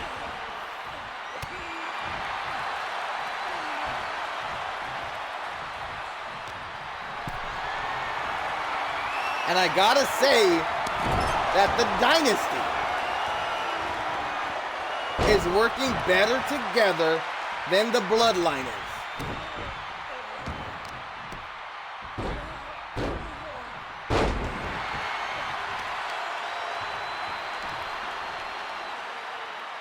Now, Solo was already grounded when Umaga entered the ring this time, but I really wanted to see these two mix it up because, like I said, Solo built himself around his uncle Umaga, really looked up to him, but got caught in a situation here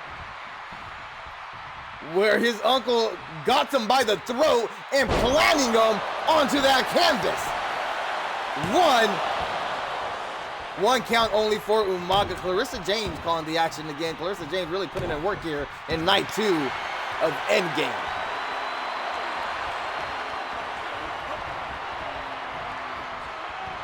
He's got the ropes. He's got the ropes. I don't know why Clarissa isn't calling that.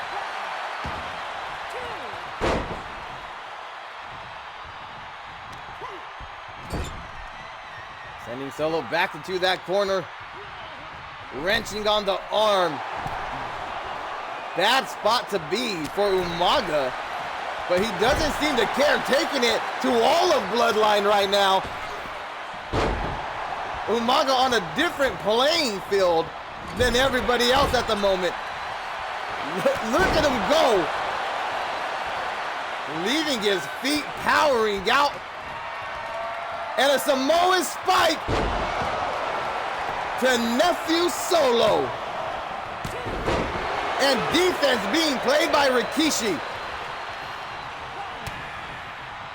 What a beautiful sequence. Pop-up Samoan drop. Umaga is going off right now. We've seen Umaga before have a lot of success in MPN.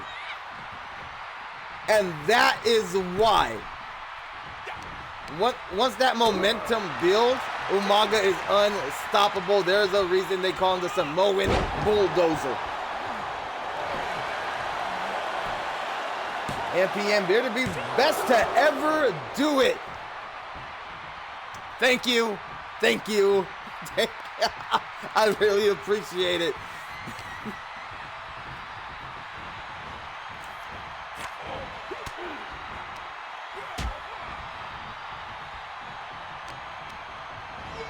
Rikishi and his son, Jey Uso, going at it. This is the second time Rikishi had a throwdown with his son. We're looking for... No! No! A son's worst nightmare! Getting stink-faced by his own father.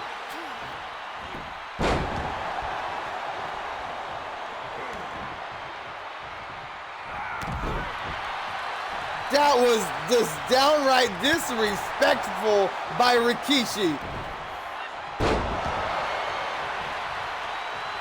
Float over DDT by Jey Uso, shades of Young Rock.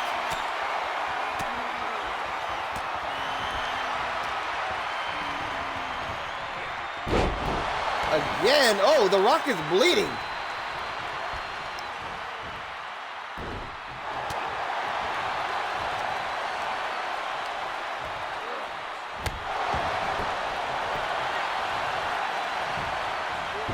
Roman Reigns quick to break up that pinfall.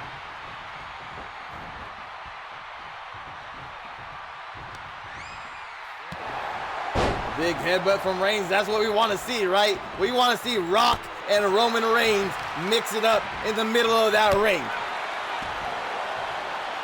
We saw Jay and Rikishi. We saw Solo and Umaga. We want to see Rock and Reigns.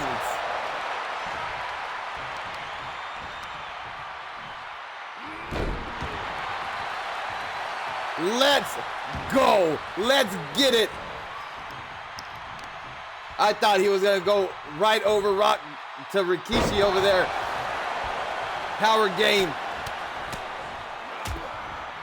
Roman Reigns, left hands raining down, no pun intended, but is taking advantage of already beaten and grounded Rock.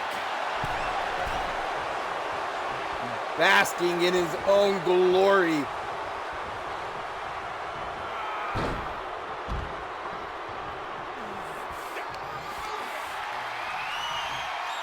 Samoan driver busting open the head of the table. I thought Solo was going to take out Clarissa. Solo Sikoa breaking up the pinfall and paying the price for it, going over that top rope down to the mat. And no Samoan spike, right hand to the jaw of Umaga. Snapmare takeover, big boot to the face. And tags in Jey Uso.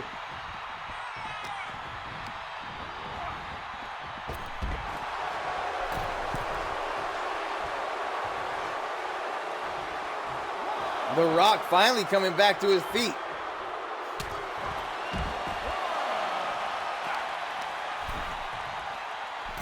Oh, big right hand from main event Jey Uso.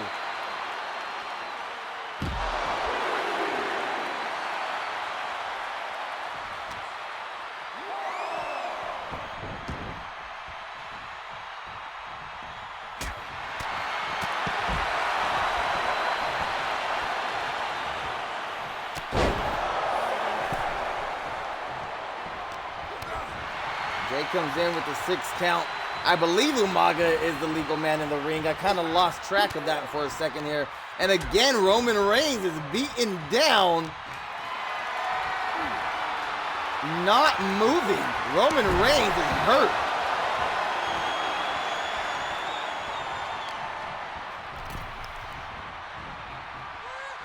Brings himself to his feet. Someone's got to check on Roman Reigns. He did not look good laying there.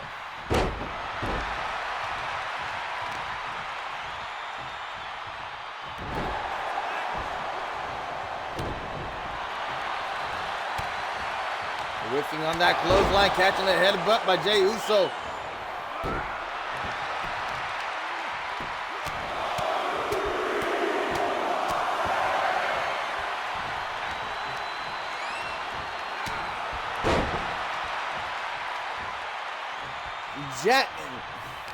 Napier? That's what I'm going with, am I right? How do you pronounce that? Happy Thursday, Mr. Jet. Napier, yeah, that's a victory for me. Well, welcome in, MPN. Haven't seen you here in a minute, to be honest. Where you been, my guy? How you holding up out there? Beautiful DDT. Umaga, I believe he just got busted open, bringing in Solo Sikoa. Spinning wheel kick whiffs. And Umaga with the choke slammer Solo, okay.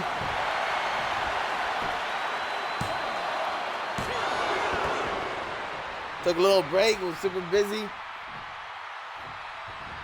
That's life, my guy. That's how it works, you know what I mean? Sitting here in the season 2 finale of MPN. This is night 2 of Endgame. As you can see, you saw the match. It's the dynasty. It's the old heads of the Samoan dynasty versus the Bloodline here. And a little Samoan spike for his uncle. And Rikishi not even letting Clarissa count one.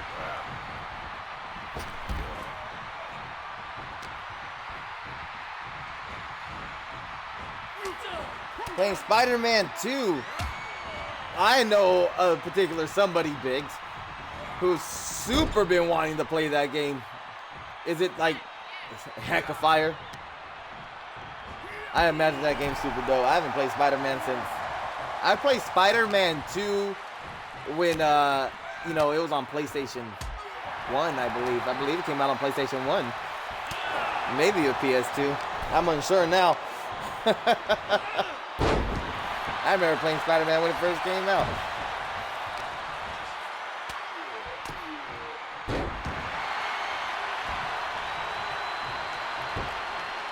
I'll be honest, those numbers, I don't understand them at all. I've never even looked at that game before, but they seem, 60 seems like a high level for anything, so that's awesome.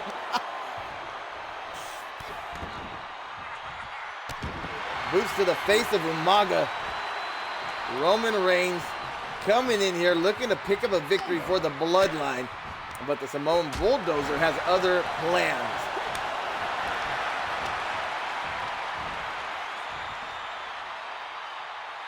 Oh, big strength. Tilt-a-whirl Uranagi by Umaga.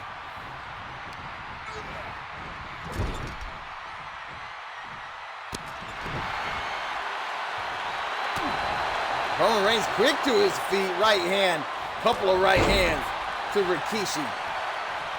And right now, all of the Dynasty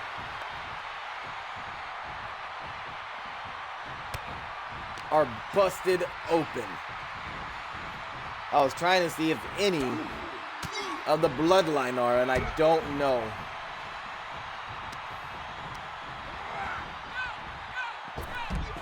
Rikishi up and over. Trying to, oh, okay. His right hand got blocked. But Jay answered back with a enziguri to the side of the head of Umaga. And another one to the Rock. Cleaning house is Jey Uso.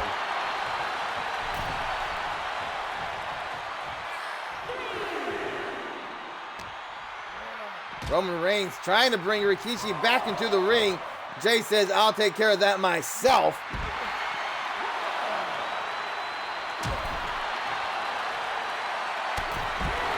We got him, bro. We got him. He is on standby. To be honest, I haven't used him because I haven't seen you.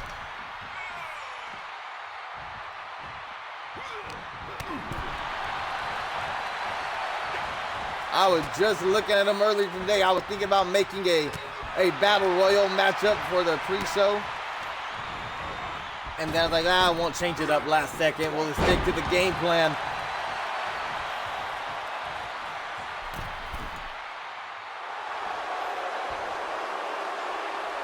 It's like, come on, Pops, get to your feet.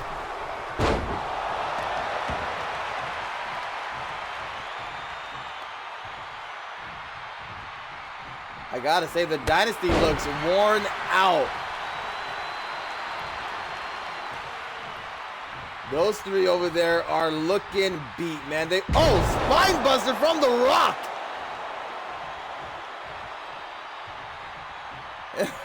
All he had in him. That's all he had. He's like, I'm gonna go in there, I'm gonna spine buster him, you capitalize, because I can't breathe.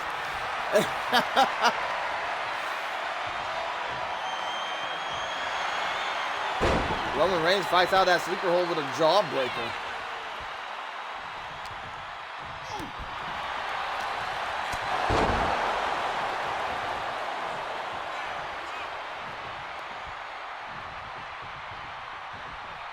Told you they look tired. Quick tags. Trying to reserve energy here is the Dynasty. Headbutt to the midsection by The Rock. Jey Uso coming in immediately to break up this pinfall. Rikishi trying to pressure Jey Uso to stay out of that ring. Nice suplex, Rock and Roman Reigns going at it in between the ropes here. That didn't last long. Umaga's turn.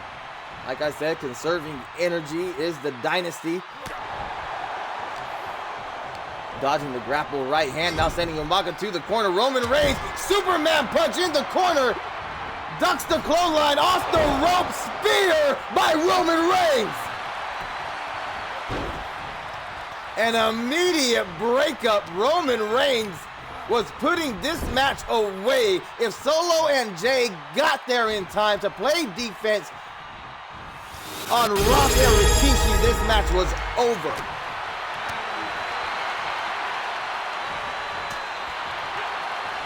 Right, Umaga, I see you, man. I see you.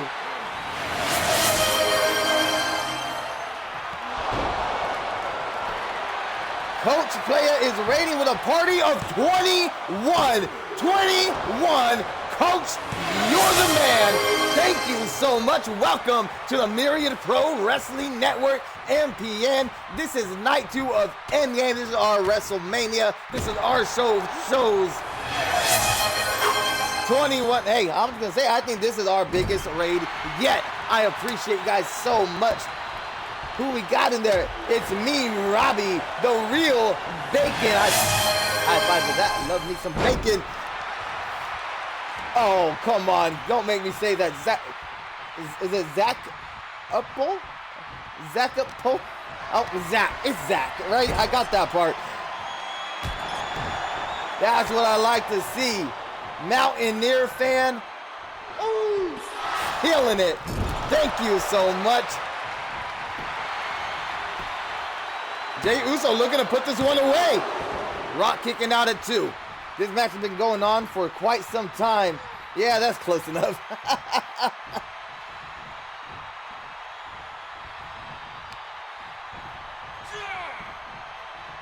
This match has been going on for a while. You can see it in the energy level of the dynasty, which is Rock, Umaga, and Rikishi.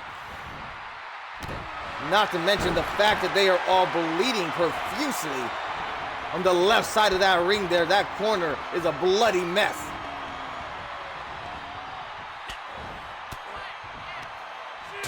Storyline to this match is very simple. The young guys are disrespecting the old heads. The old heads step up and say, you better back up that you've been talking.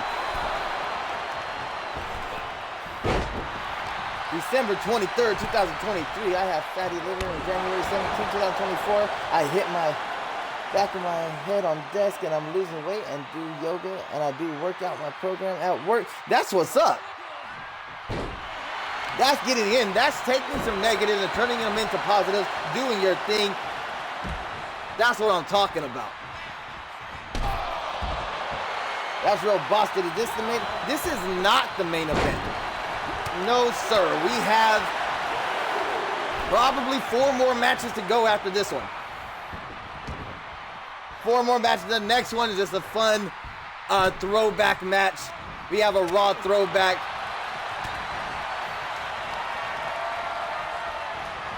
Went for the Samoan spike on Umaga. Umaga said, no, sir. Picking up Solo Sikoa. Kind of a tilt-a-whirl. Uranagi almost. I'm not sure what to call that one. Roman Reigns coming in to break it up.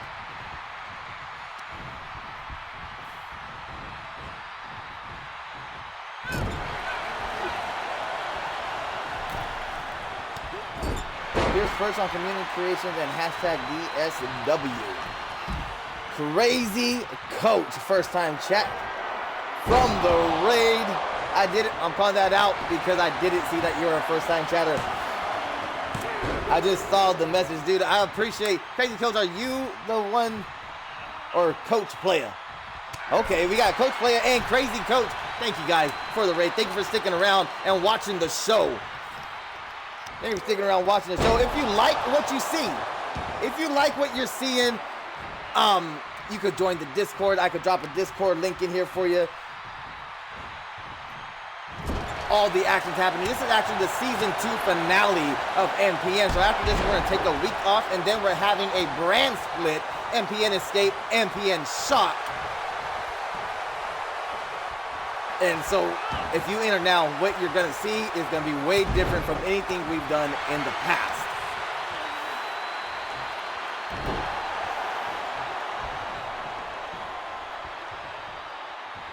We're okay, you guys are brothers, it makes sense.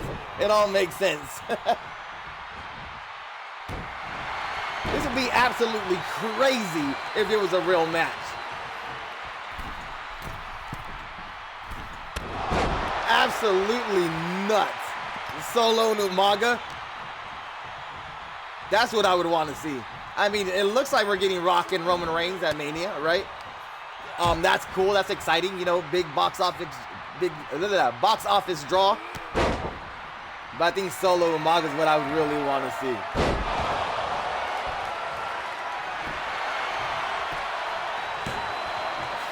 Two biggest things I hope to see with WWE 2K24. Okay. I get asked this question almost every time a new game's about to come out, and I always answer with the same thing. Biggs knows what I'm going to say here. It's a very, very small detail, right? But I think it would make it so much better. Elimination Chamber matches. Just let me taunt inside of that pod. That is all I'm asking. Very simple, itty-bitty little thing. If you had those guys taunting in that pod, have some sort of animations instead of just standing there waiting their turn, I think it would add a whole different degree of entertainment to that match. Plus, for people like me who do e-feds, it would be a lot more fun to call.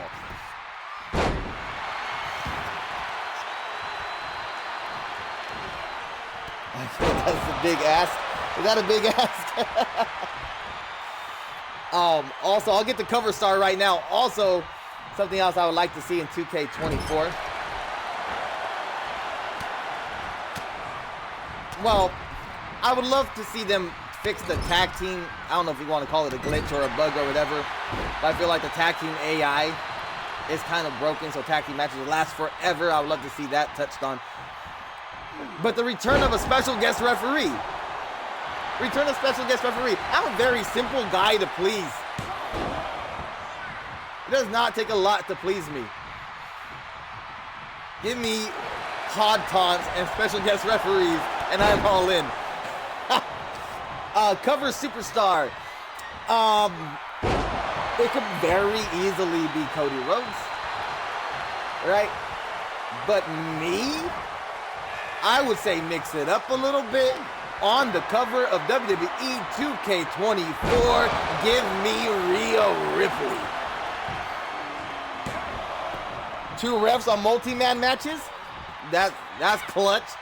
Or on false count anywhere matches anyways. One on the outside, one on the inside. That'll be tight.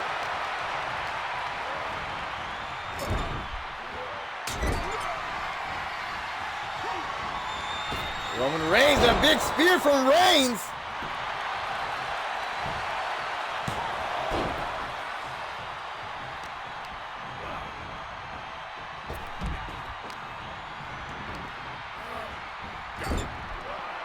The smoke on the cover.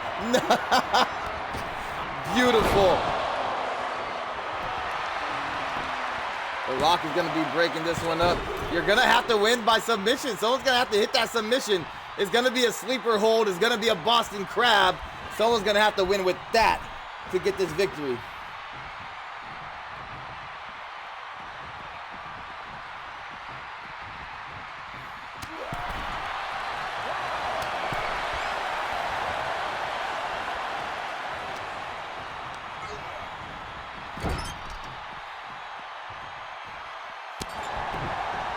Again, Jey Uso in that position, a bad spot.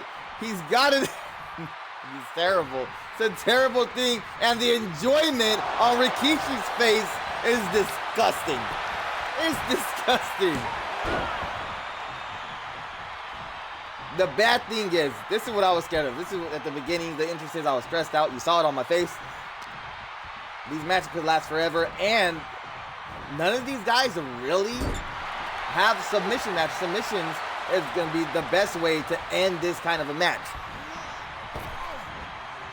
So let's get Roman Reigns with the guillotine or Rock with a sharpshooter. I don't know, man. I don't know.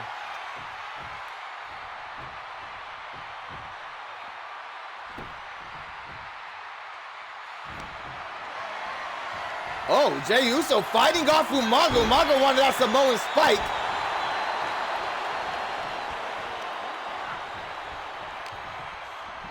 Jey says no, ducks underneath. DDT to Umaga.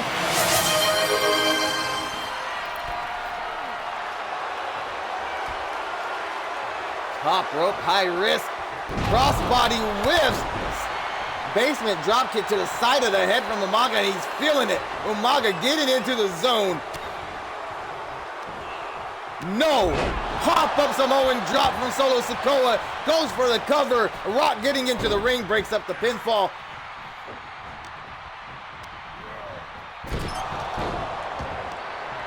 Oh, there's a link for the Discord right there. If you guys missed it, it's under MooBot.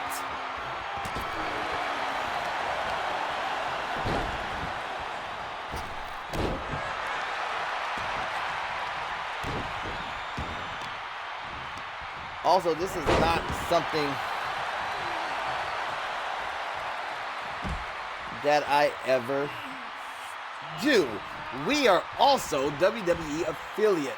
So if you go through that link right there that I posted and do any of your WWE shopping, then you would be supporting both WWE and MPN in doing so.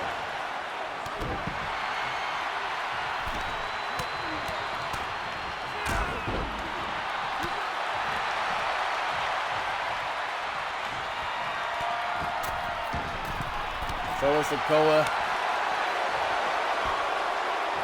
Roman Reigns making his way back to the corner. See, oh, diving headbutt from Solo to Umaga, now stomping out his uncle.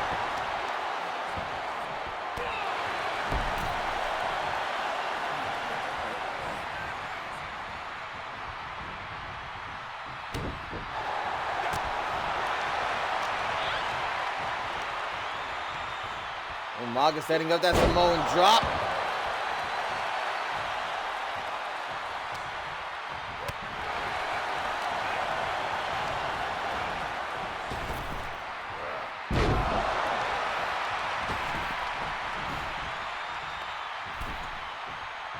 Big moves, big hard hits throughout this matchup.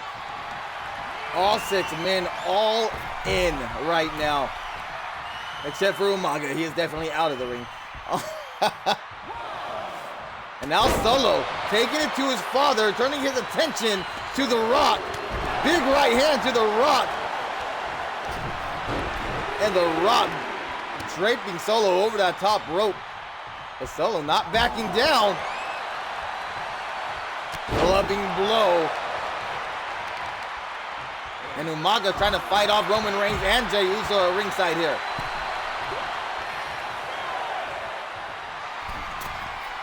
We have the count of 6. What is Solo doing?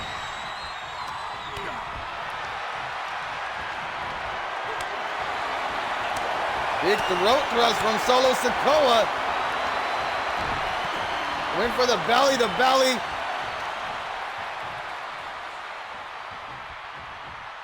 And Umaga plants Solo in the opposing corner here.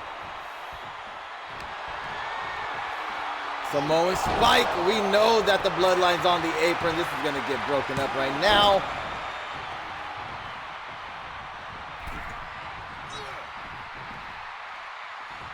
Telling you, you're going to have to tap him out. And none of these guys got that submission hold, man. They just don't. These are bruisers. These are heavy hitters. These are knockout artists.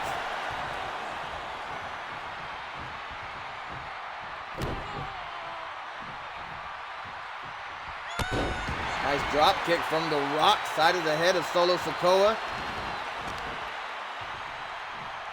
And a headbutt to the midsection.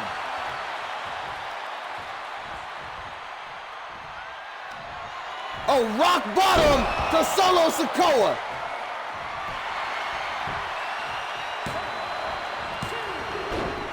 Roman Reigns almost blew it there. Trying to run around Clarissa James instead of just going right over. Spine buster Solo is really going through it.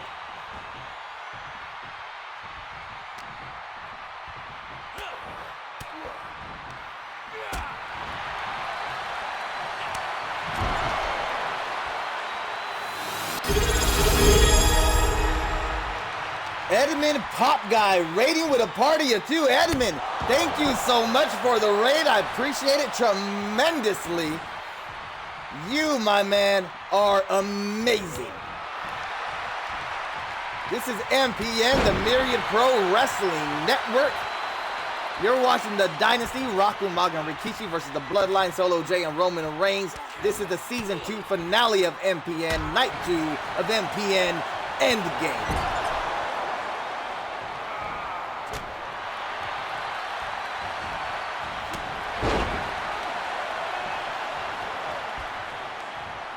And The Rock, again with another rock bottom, immediately follows it up with a pin. Unsuccessful cover as Jey Uso breaks up the pinfall, saving the match for his team, for his cousin and his brother Solo.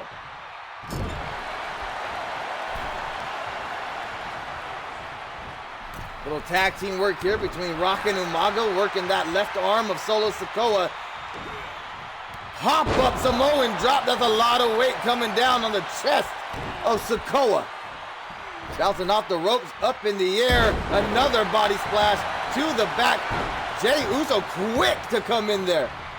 Super fast to get in there. But meets that top turnbuckle for his efforts. And you see Umaga turn around to stare down Roman Reigns for a quick second. Letting him know, if you guys are gonna run your mouth, if you're gonna talk that shit, then you're gonna have to back it up.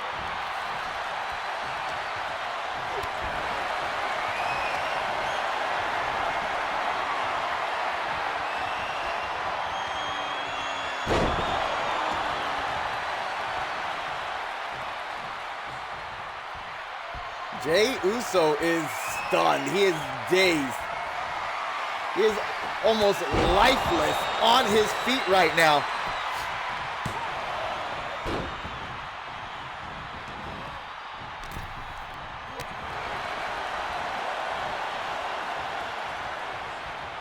Bringing in The Rock. This match has been going on forever. And we are not done. We are not done. We still have several matches, several title matches to get to. I think there's 4 more in total.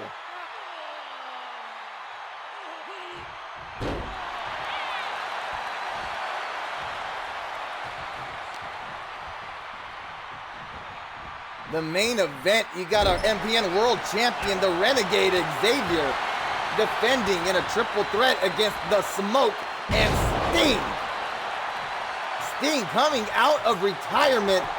Former MPN World Champion actually lost that title to Xavier, but coming into this match to prevent his nephew Smoke from winning that title.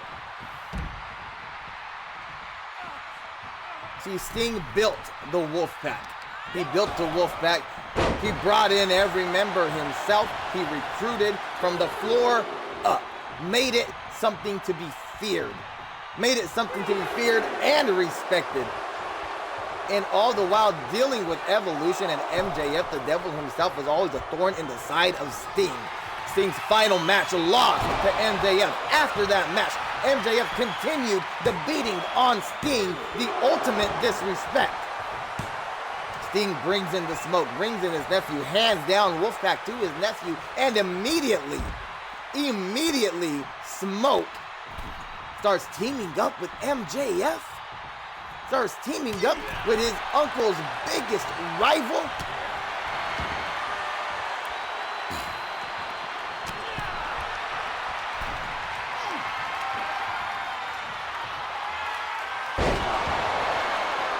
Getting my butt handed to me in Rocket Racing.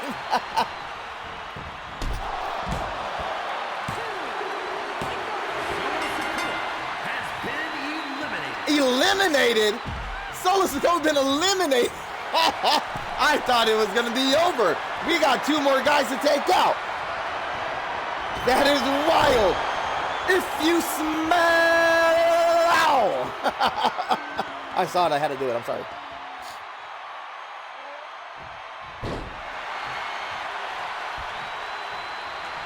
Biggs, is that a dragon? I can't see what that little emoji is. I think that's a dragon. Trying not to sneeze, guys. Trying not to sneeze. Rock bottom.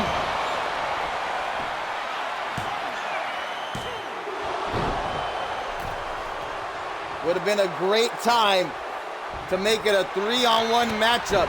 The dynasty, the old heads, the past generation of the Samoan dynasty are up 3-2 right now, and it is looking good for Rikishi, Umaga, and The Rock. Double back body drop, old school maneuvers by the old heads. Wrenching the neck of his son.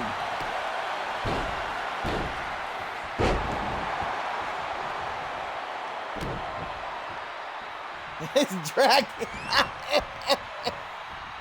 His dragon. Oh, I get it.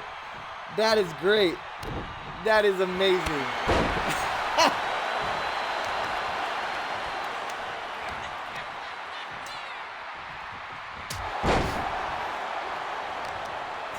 His dragon. I should have caught on to that. I should have caught on to that. I am better than that. Get with it, Paulie. Come on.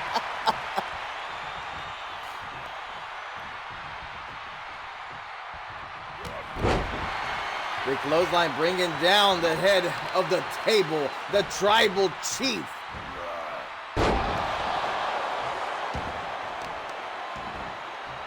A possible glimpse of what it could be at this year's WrestleMania.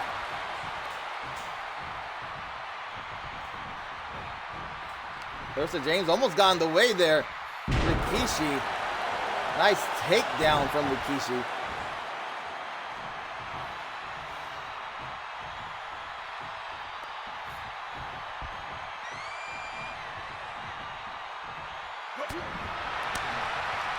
Body shot to the chop. Roman Reigns answers back with one of his own. Schoolboy roll through, picks up The Rock. Sit out powerbomb. Roman Reigns building up some momentum, trying to even the odds here. Right hand from Jey Uso.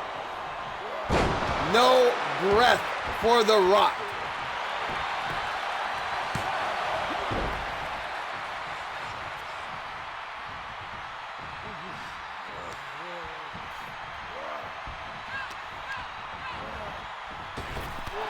Big clothesline.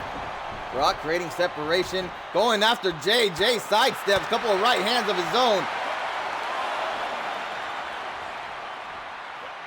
And Roman Reigns planting The Rock on the outside. Not done yet. Deadlifting him. Powerbomb position. Sit out powerbomb right in front of the announce table.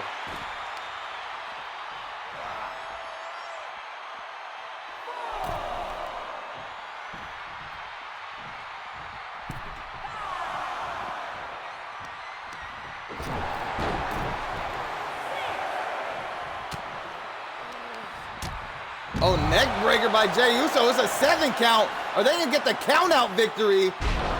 Eliminating The Rock. No, Roman Reigns went outside and resetting the count. Went for the drop kick, whiffed it.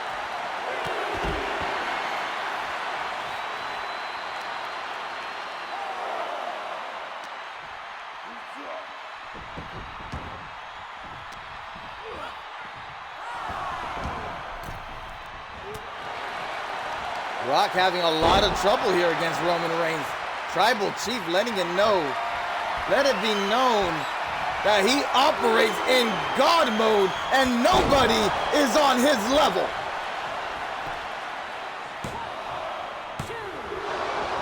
Kick out by The Rock, getting out of that predicament by himself.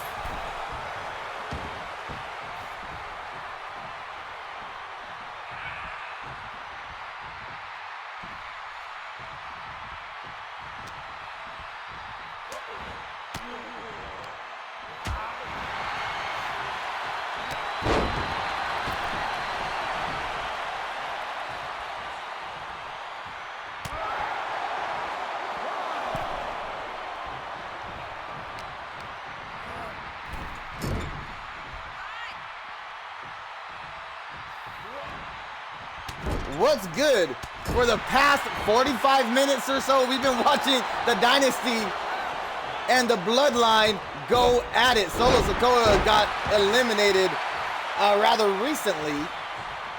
Clarissa James got knocked down. I didn't see what happened to her. But Bayley and Sasha Banks, the legit role models, became new women's tag team champions. Taking it from life of the party, Kurt Angle taps out Samoa Joe. Samoa Joe unable to get the win and advance to that King of the Ring tournament for season 3. Team MPN outlasted Evolution and Wolfpack in War Games. Savio starting the match and ending the match, getting that pinfall over Cactus Jack. Swanton Sean defeats Darkseid Jeff in the pre-show opener. Jade Cargill outlasts Hala and Split for #1 contenders to fight Lita. That's what's been going on. That's what you missed. Chenzo, what's good, my guy? Also, Newsy and Biggs just went crazy cheering bits today.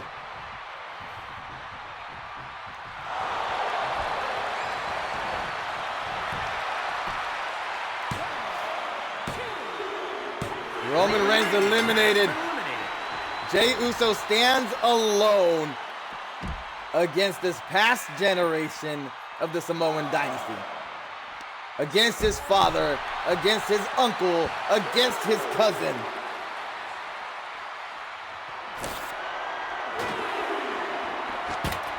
And Rikishi looking to make his son pay the ultimate price here. Is he going to put him to that commentary table? Wow, what a super kick from Jey Uso, rocking Rikishi.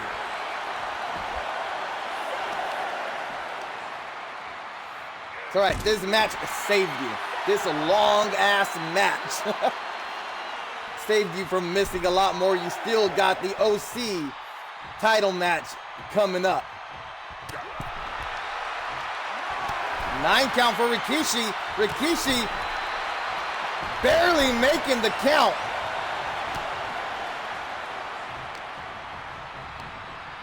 Jey Uso all alone representing the bloodline here. Super kick to the midsection. Uppercut to his father, dropping him on his back.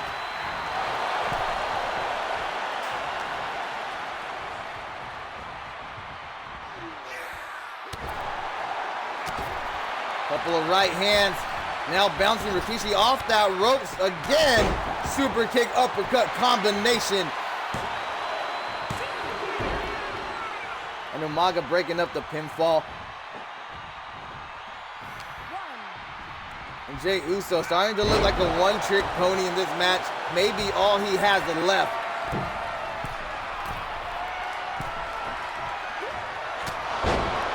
Big headbutt. I was going to say it's not going to take a lot to put down Jey at this point. He has taken a beating. But the rope break, last gasp, instinct alone. Jey Uso reaches for the rope, breaks the pin.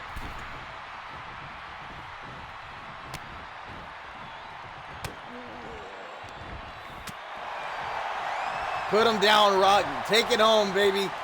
Bring it on home.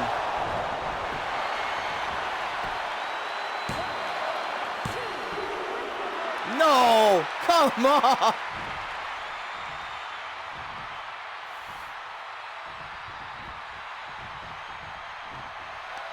Jey Uso, member of the Legacy, really holding his own, holding it down. Every ounce of fight he has in him. 3 count, and the Dynasty just puts down the bloodline.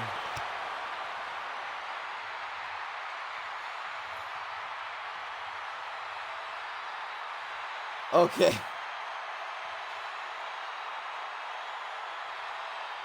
Huh. You guys, I never did a prediction for that match, huh? No one told me? It's okay. Everybody, take a quick break.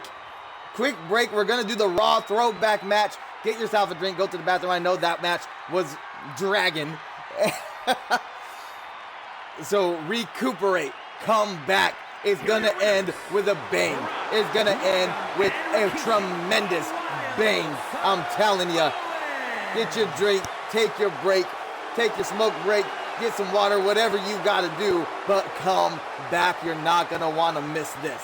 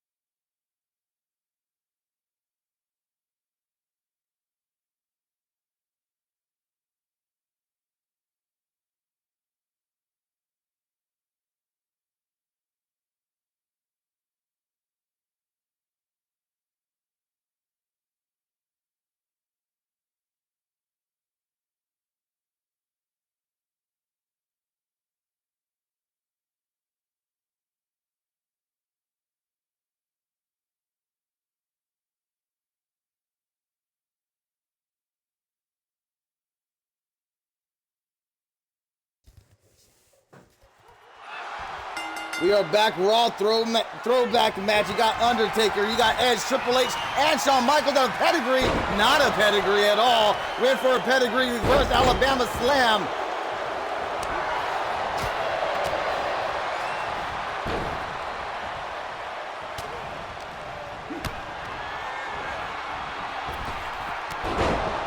Went for a last ride to Triple H. Last ride from the Undertaker. Peter's calling the action right now.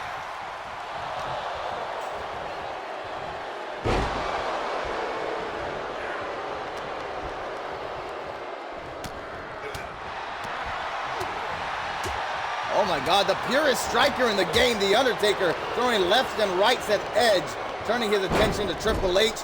Leg drop to the left arm of Triple H. See if that comes into play later on in this matchup.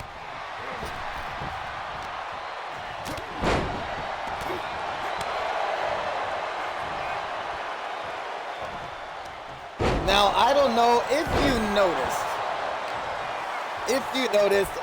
There's always been sort of a language barrier. We kept it PG. Season 3, MPN is gonna get a little bit more edgy. Just a bit. And then we're starting with the likes of Chenzo in this scandalous storyline with Stephanie McMahon kind of,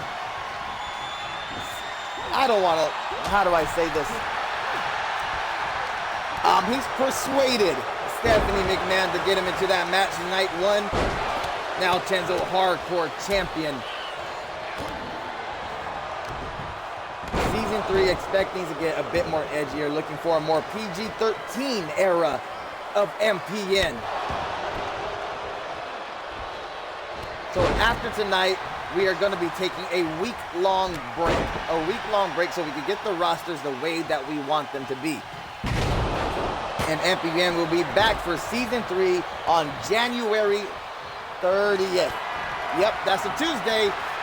Tuesday Night Escape with their brand new roster, January 30th, Season 3, MPN. Do not miss the debut Edge kicking out of that pedigree from Triple H. Forgot all about predictions. Let me get to that.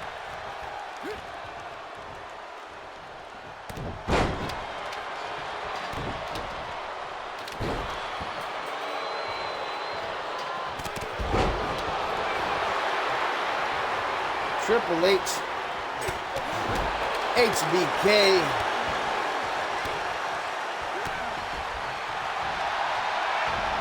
Edge, and Undertaker.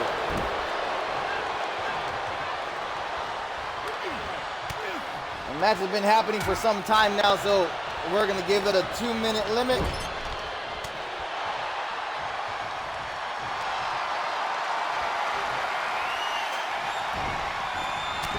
Let's go, 2 minutes on the clock. Start predictions. Go. Shawn Michaels throwing strikes at the face of Edge. Flying forearm from Shawn Michaels. I got that hockey stick.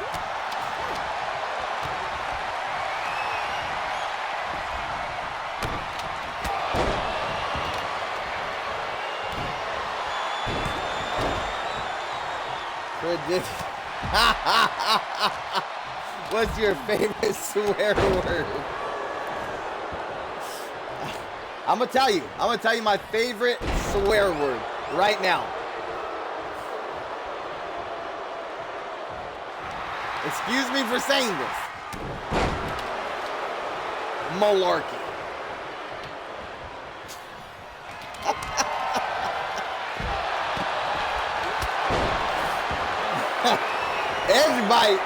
Spear by Edge, not an Edge by Spear. Only a 2 count for the Rated R Superstar. Hockey sticks, tables, spine busters.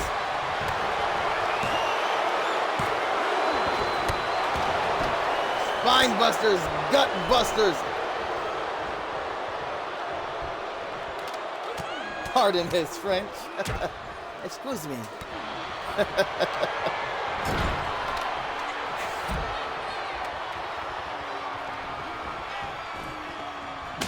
Yeah, so be on the lookout for a whole new MPN come Season 3.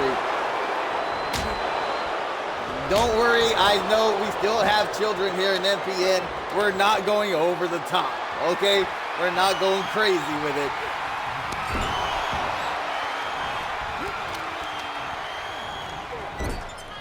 We're just gonna push that envelope just a little bit. See what we could get away with. Yeah, you're edgy.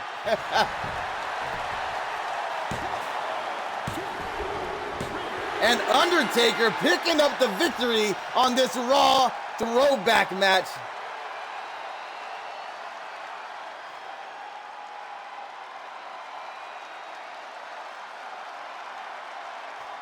Now, I believe we said in night 1, correct me if I'm wrong, that just to make these matches mean something a little more, that the winners of these matches would get a #1 contenders match on their respective brands for their respective titles during Season 3. Undertaker riding off into the sunset on this Raw throwback match via Endgame Night 2.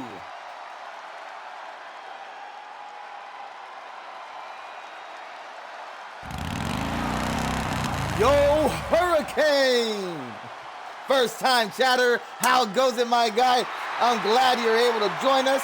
Hashtag Discord, there's Discord right there if that's what you're looking for. I'm gonna hear that waiting screen for the very last time tonight, and then we're riding all the way through to the end. I believe we have 3 more title matches coming up for you. Let's get to it. This is not gonna take long at all, so stay where you are.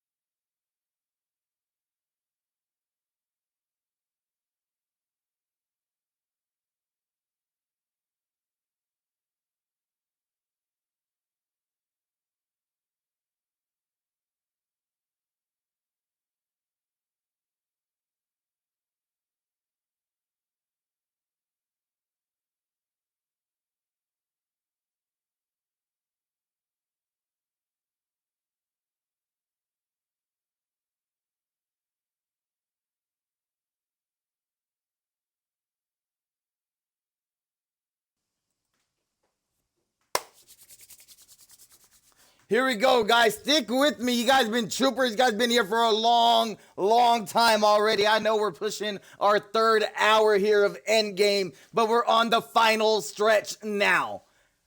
Lita defends the MPN World Championship against Jade Cargill. Yes, you are correct. That is Mike Tyson in her corner for this match.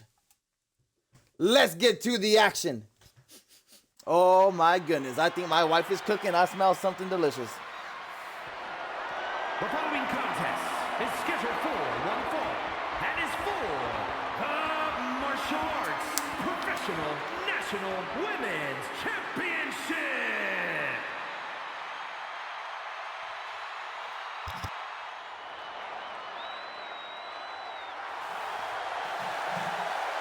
Let me set up the predictions.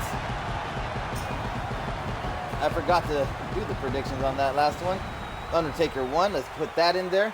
Jade Cargill just won a #1 contenders match earlier on in the evening.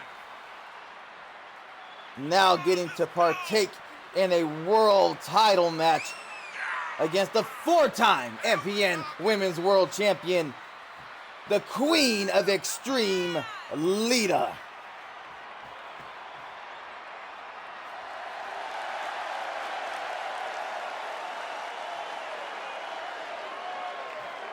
Jade, Lita,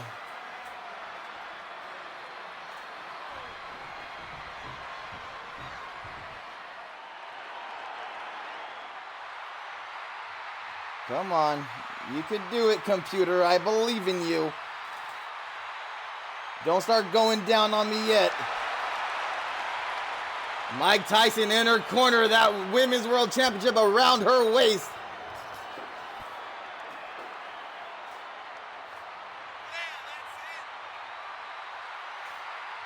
Cody just became, but he is down. Okay, I see what you did there. Let's see if the Dead Man and Cody Rhodes end up on the same brand.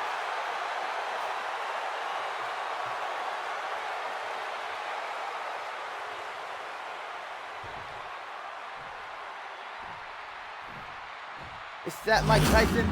That is definitely Mike Tyson. The MPN Women's World Championship on the line. Said that for the 18th time again. Shout out to the sponsors.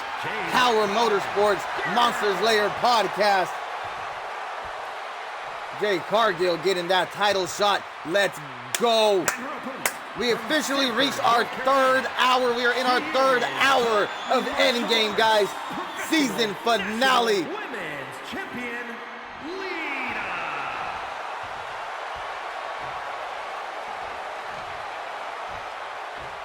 I know Lita already established herself here in MPN. She is a mainstay. She is a future Hall of Famer. I know she would love to go into Season 3 Women's World Champion, but what a statement it would make for Jade Cargill, the season finale, the night 2 of Endgame, to go through 2 matches and walk out Women's World Champion.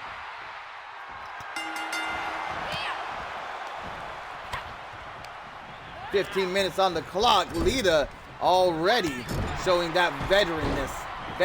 I just made that up, didn't I?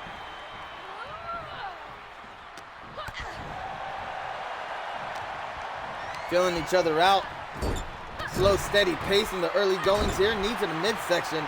Jade Cargill, the more powerful of these 2 women. As you can see, one arming it. Sidewalk. Oh, not sidewalk slam, but backbreaker.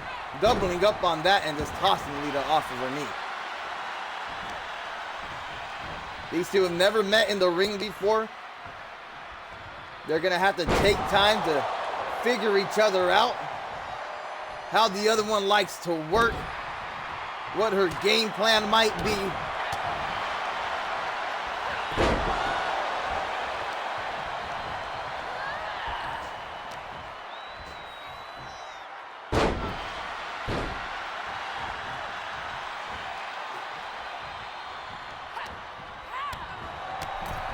Oh, went for the big boot. Lita, ever the veteran, pulling that top rope down and making Cargill use that momentum against herself, going over the top rope and down to the mat.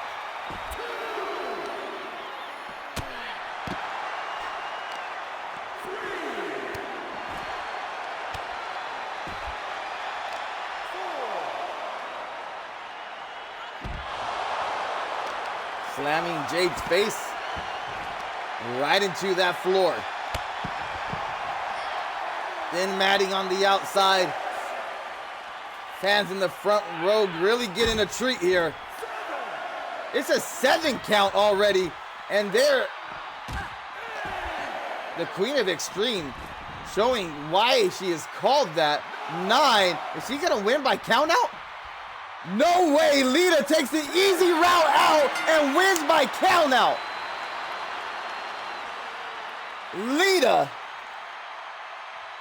Lita's just won babyface of season 2, best babyface of season 2, and she takes her championship match at Endgame and wins by count out.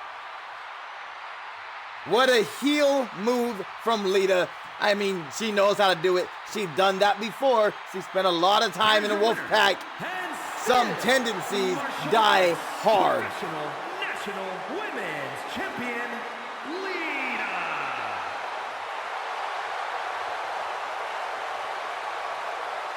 Lita still MPN Women's World Champ.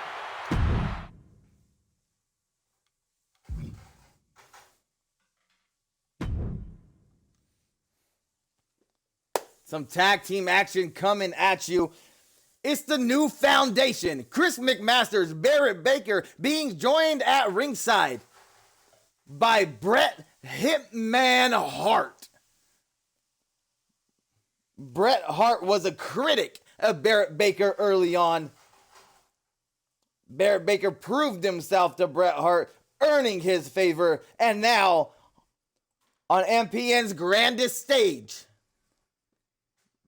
Bret Hart is at ringside with Barrett Baker and Chris McMasters for their tag team title opportunity.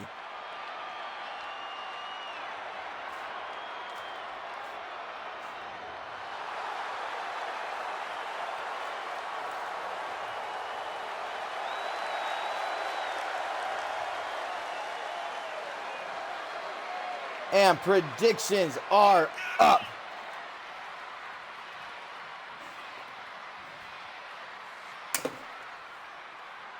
You guys want to get a little edgier? I know Stone Cold Steve Austin just retired from MPN just past Tuesday. So here's the Stone Cold, here's the MPN. Season 2 closing up here. Cheers to ya.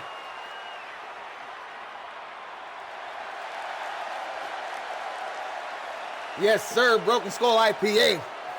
Where it's at.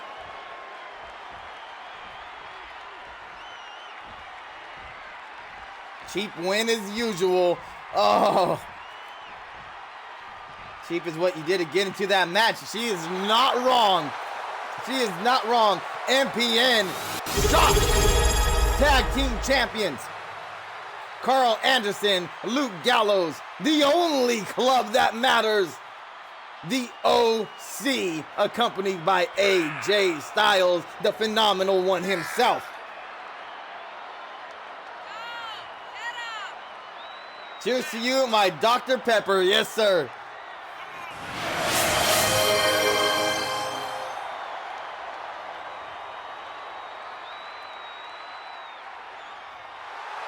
Prime Gaming, Hen J. West. Hashtag Heel Kevin.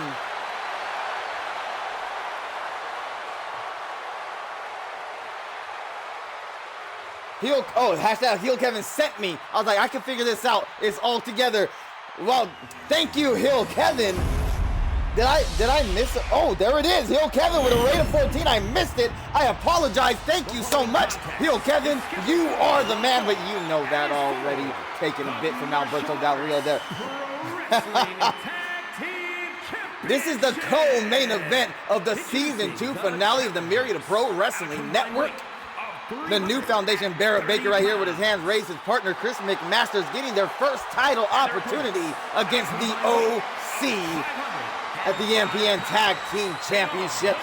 Martial Arts Pro Wrestling Tag Team Champions. Cowgirl look. Cowgirl look. Welcome in. It's Mr. Dark Knight. Heel Kevin sends everybody, I'm telling you. The Infinite One.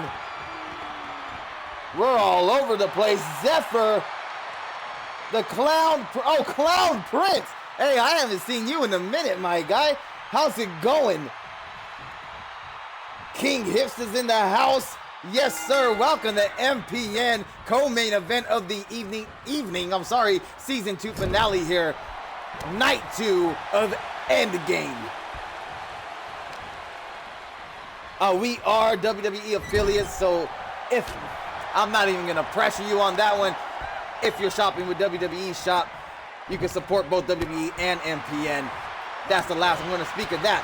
But if you are interested, MPN is always welcoming new members to the Discord. The link will pop up here shortly, I'm sure of it. Somebody could do that for you. Exclamation point. I can say that word. It's a simple word. It's not. Exclamation point Discord. And the link will pop up for you. Thank you for joining us. I really appreciate it. Phillies fan 93.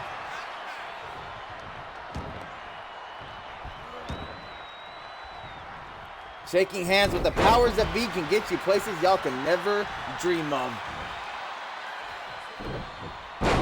If you're wondering what Chenzo's talking about, it seems that he have sort of slept his way. We're just gonna say it. I've been trying to avoid saying that all stream. He sort of slept his way into a hardcore championship match. The thing with Chenzo is he was on the biggest losing streak that MPN has ever seen.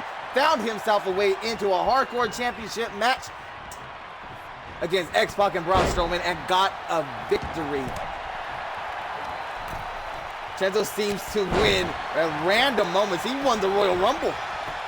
MPN's first ever official Royal Rumble. He won it. But let's get back to the match here. I'm sorry. Seahorse, I know you're not in here, but I know you're going to watch the VOD. And I want to apologize right now for talking over your match and not calling it like I should be. It is your first shot at the tag team titles. And the magic.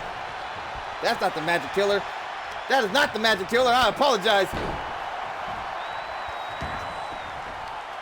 Is that food? Are you going to interrupt my stream with food? That is more than welcomed. What? No, I'll eat with that. What? A little chicken wrap? That's what my wife is cooler than yours. Let it be known right now.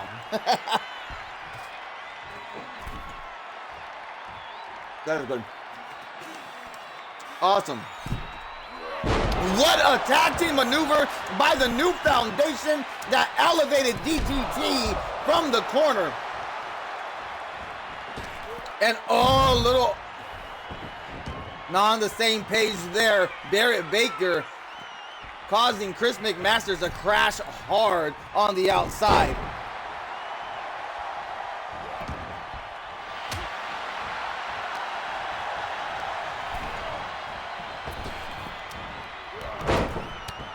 Luke Gallows tried to slide him, tried to snake him.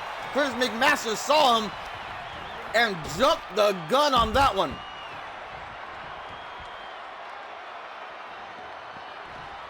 Let's go, Chris McMasters. I love McMasters, I really do. And I know deep down Seahorse hates when I say it, because Seahorse puts in so much work. And Barrett Baker is a tremendous athlete. He's a tremendous wrestler. But something about Chris McMasters, he's itty bitty scrappiness. I love it.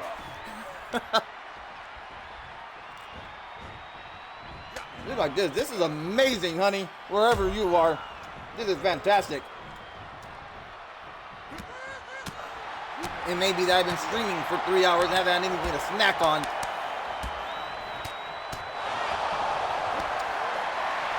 Blocks the right hand by McMasters. Carl Anderson, the machine gun. Beautiful neck breaker, textbook neck breaker from Carl Anderson. 2 count only. New Foundation been involved in a lot of tornado tags, been looking for a standard tag team matchup, and they get one for their first ever tag team title opportunity.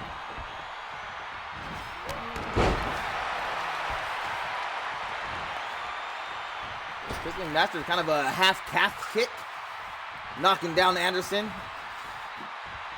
and tagging in Barrett Baker. Okay, headbutt. Yanking Anderson into that Sato side suplex.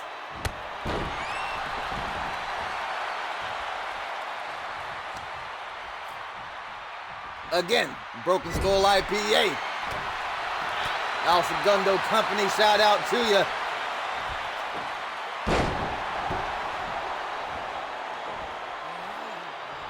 And Barrett Baker looking really good here against Carl Anderson. Bret Hart. I'm sure Barrett Baker is just beside himself that Bret Hart is at ringside with them. Because Bret Hart didn't like Barrett Baker at first. So they had a lot of talk about Barrett Baker, but all he saw was Mr. Perfect whoop his ass. Basically, that is what was said.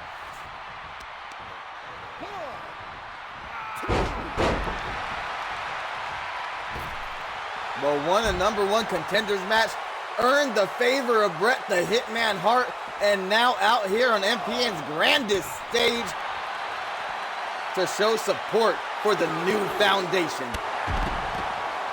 Up and over, a little bit of a glitz and glam here from Barrett Baker, a little bit of showing off with that outside dive. Oh, what a right hand, bouncing Carl Anderson off of that announce table.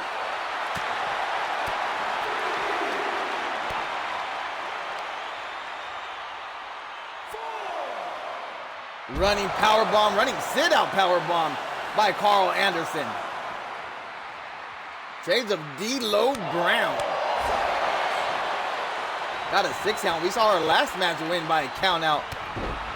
An unsuspecting count out as Lita, who just won the award for Best Babyface of Season 2, retains her World Championship by count out against Jade Cargill.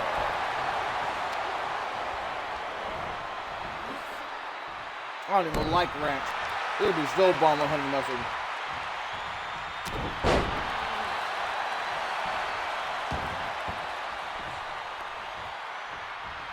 But the OC have proven beyond a shadow of a doubt that they are a force here in MPN. Two-time MPN Tag Team Champions, representing Legacy along with AJ Styles, who's at ringside with them. They tend to be overlooked. And I do not understand why the guys These guys have really put down some of the top dogs here. Well, all of the top dogs here in MPN Tag Division. They are the Tag Team Champions.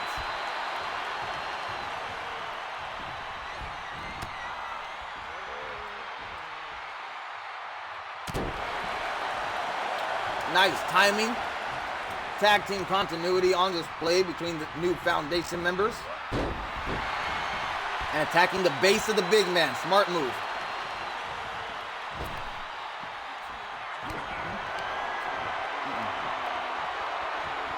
The pinwheel by Barrett Baker in his own corner. Carl Anderson has a long way to go. Luke Gallows kicks out on his own. Barrett Baker thought he had that one. Bret Hart is loving it right now. You see him enthusiastic as all get out in that corner.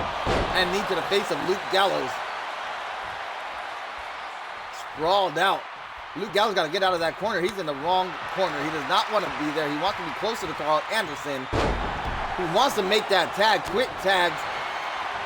As a tag team, it looks like New Foundation are working better together. Dungeon trained, as they like to say. They got verbal pointers from Neidhart and Bret Hart, but they are actually trained by Natalya and Tyson Kidd. The last people who are actually trained in the dungeon. Looking for another pinwheel, this time on Carl Anderson. The machine gun goes down, goes for the pinfall, middle of the ring. And Luke Gallows there to break it up, saving the match for his team. Hoping to retain the MPN Tag Team titles here tonight. Redface rooting on the New Foundation in chat right now.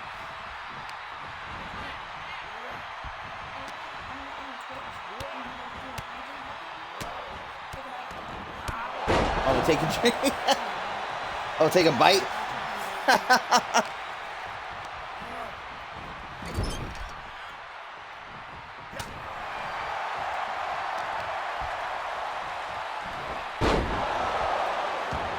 Beautiful snap suplex by Carl Anderson.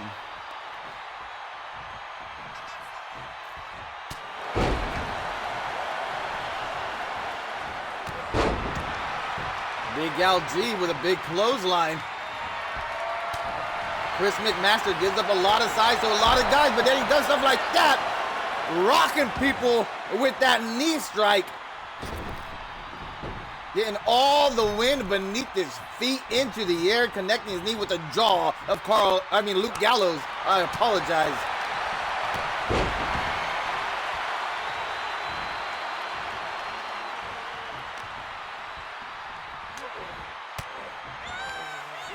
Back elbows to the midsection of Gallows.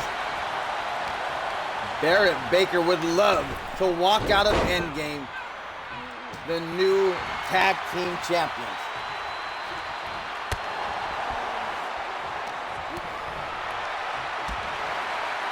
Oh, big right hand. Slipping and dodging into that right hook to the jaw of Luke Gallows.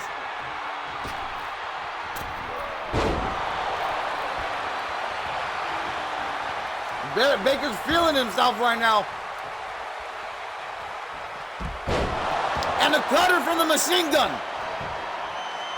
Chris McMaster's in there instantly to break up that pinfall.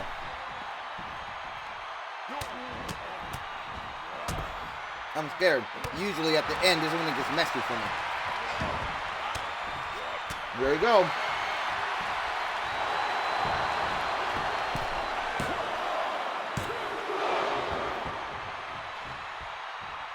This close.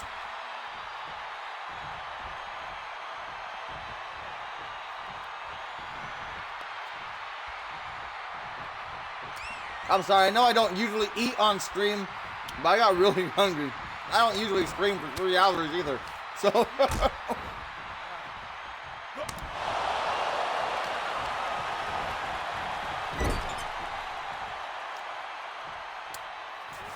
There we go, back to business.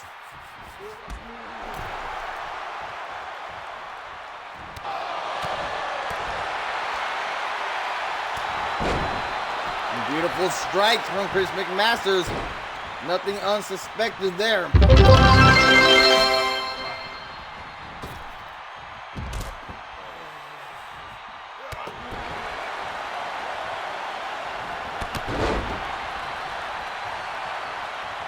Samara dropping in with 40 bits. Samara, Newsy, Biggs, they've been dropping bits left and right. I appreciate you so much. 40 of them is amazing and spectacular. That's why you're my wife. I'm just saying that right now.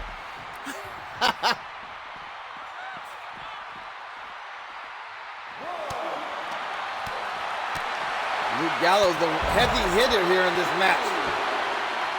All right, cameraman, let's get it together. You guys are a little bit everywhere there for a second. 6.5 minutes on the clock. And it looked like Gallows is feeling confidence in his ability to put down Chris McMasters right here. Goes underneath, sidewalk slam. AJ Styles at ringside overlooking the match, has a lot of confidence, a lot of love for his brothers here in the OC. And another cutter by the machine gun. Barrett Baker bleeding profusely, but still in there very quickly.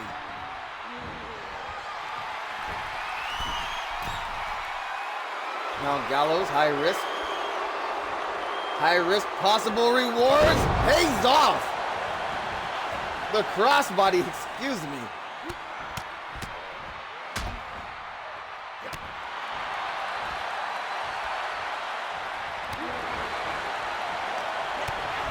Go back and forth here.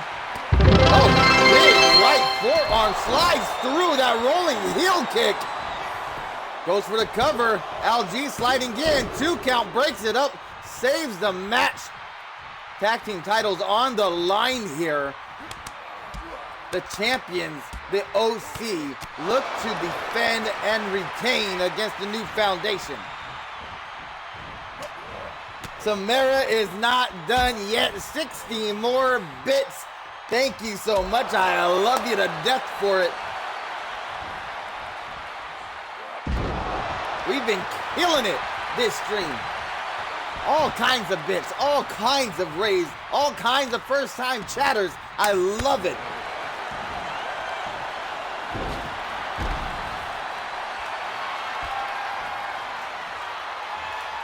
Carl Anderson did away with Barrett Baker. Got McMasters up. Looking for the cover. No ropes in sight. 1, 2. 2 count only. Carl Anderson, I'm sure he thought he had it, but ever the veteran right back to business. No time to pout. No time to complain. But Chris McMasters turning the tides here, right hand to the jaw. And Anderson slowly trying to crawl his way back to his corner, get the tag. The Big LG, which he does, the hot tag is made. But McMaster does not care. McMaster does not care about any kind of hot tag. He says, we are walking out of here with those titles, whether you like it or not.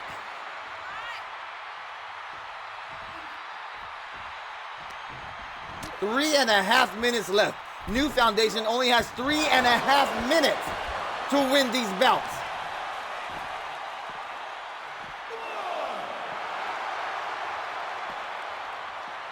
The clock is ticking.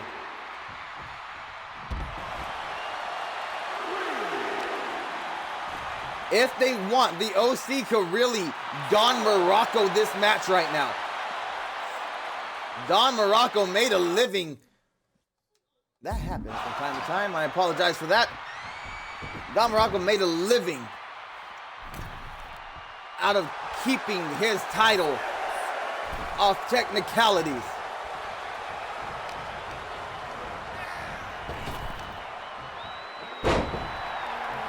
Championship advantage with the OC. They can be counted out.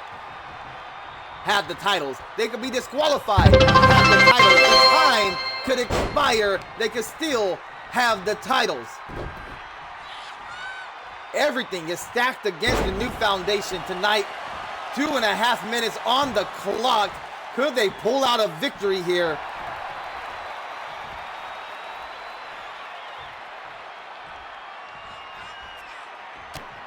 Big right hand from Barrett Baker, setting up, possibly looking for the pinwheel. The machine gun, Carl Anderson, says, no, sir, take this knee instead.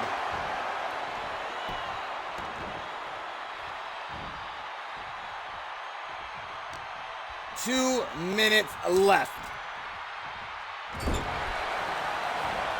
2 minutes left.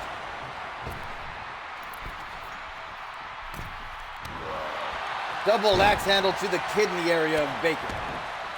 Baker still fighting from underneath there. Knee to the temple of Luke Gallows. Modified, I don't know what to call it, twisting fisherman neck breaker. Let's make something up. Let's put all the names together. Wrenching that arm. I appreciate the maneuvers. I appreciate the technicality. And I appreciate the limb targeting of Barrett Baker. But right now, you need high impact. You need something big. You have 1 minute to win these titles in the co-main event of Endgame. The biggest stage that MPN has to offer. You are on it. Are you going to rise to the occasion, or are you going to whiff off the springboard? Chris McMasters on the shoulders of Gallows plants him with a flapjack. Goes for the cover. Barrett Baker coming into the ring, looking to break up the pinfall. Doesn't even get a 1 count. Barrett Baker there for his partner. I don't see it happening, guys. 35 seconds. 35 seconds. And Luke Gallows, fall away slam.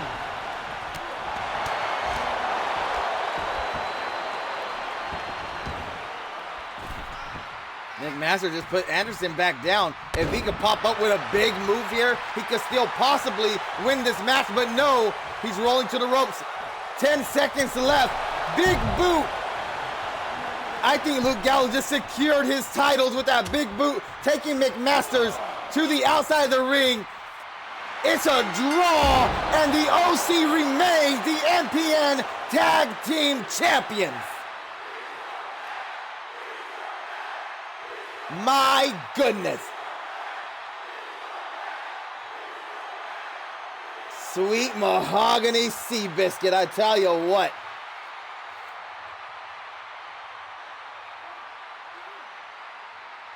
We'd have to delete that prediction altogether with the draw. One more match. Are you guys ready? Are you ready? Main event of the evening. Sting going back to his roots. Xavier bringing a whole new look, a whole new persona, and the Smoke looking to gain a title, looking to gain a championship for his first time. Xavier, injured by the monster, getting tossed off of that structure. Getting tossed off of that structure, slipping a disc in his back. I was gonna name you the numbers here, and I'm forgetting the numbers. Coming back from injury, defending his title on his return. Sting, not only coming back from retirement, not only coming back to face the guy that took the title from him to begin with, which is Xavier, but is here to prevent his nephew, the Smoke, from gaining that championship. We have not seen Sting in action since his retirement match against MJF. He signed a one-match contract. He pulled his strings, he used his leverage, used his Hall of Fame status to get his one match to prevent his nephew. He said it himself. I'm not interested in the gold. I've held the gold. I've done all there is to do in MPN. But Smoke does not deserve that championship after he spit in my face by teaming with MJF when I handed him what I built from the ground up.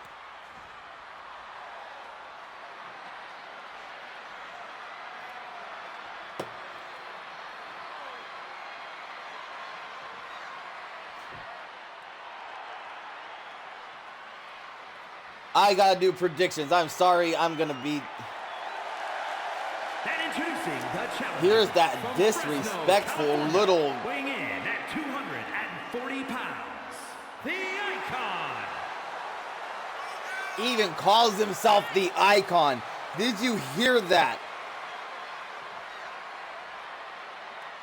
The most entitled, disrespectful case of nepotism I have ever witnessed.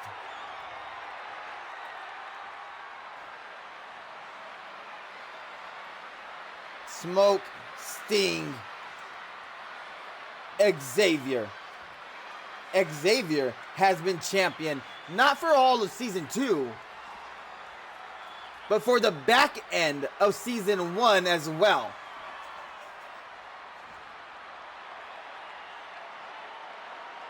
And here he is. New look, new persona, same old Xavier, same old championship, returning from injury to show why he is the longest reigning world champion in MPN history. It is King Xavier. And introducing the champion from Las Vegas, Predictions Nevada, are up. weighing in at Get your predictions in. It's the main event of the season finale. He is the world heavyweight. Spend those channel points. Go Champion, big. the Punisher, Don't be King scared. Don't be a weenie. Don't be a weenie. Sawyer. Put big money down on Sting. I'm sorry. That's my pick. You can pick whoever you want. Go for Sting.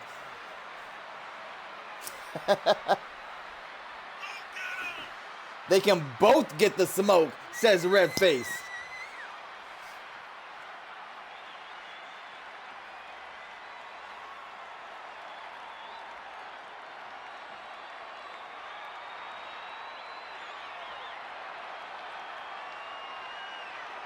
There's something just a bit more menacing from King Xavier coming back from injury tonight.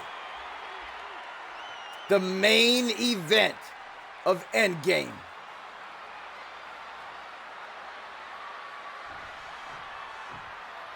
I don't know what exactly all the injuries were from his altercation with the monster in that backstage assault.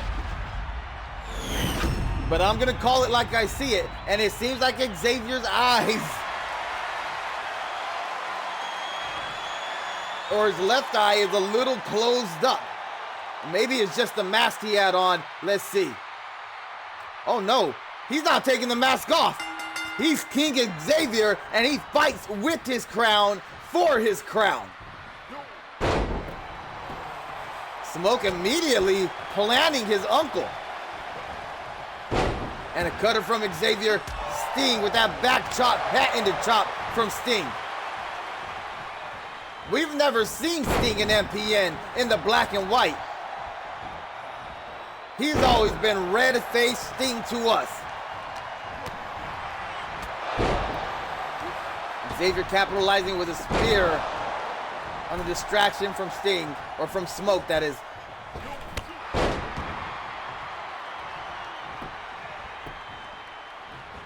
Sting off the ropes. Went for the enziguri. Xavier saw it coming. Springboard headbutt. I believe that was a headbutt. Okay, Xavier, I see you. There's that enziguri. Sting caught it that time. Let's see if Sting has any ring rust. It's been a long time since he stepped foot into a ring. He's coming back from retirement. And this is the match he comes back into. There was no warm-up match. He didn't get to test the water. He didn't dip his toe in there at all. No. I'm going against the longest reigning MPN world champion of all time. I'm going against my nephew, who started his career off 4-0.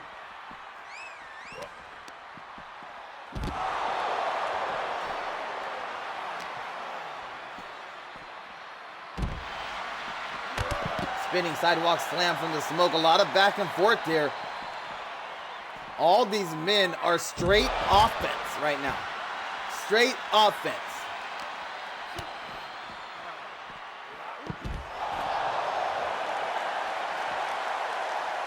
Sting and Xavier both taunting each other. Went for a little double team action. No, meeting of the minds from Sting. Taking it old school.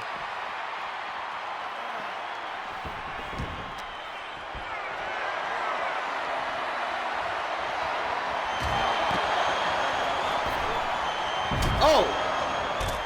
Smoke. Cyclone boot. A cyclone boot from Sting. Connects with Xavier. Does not knock him off his feet.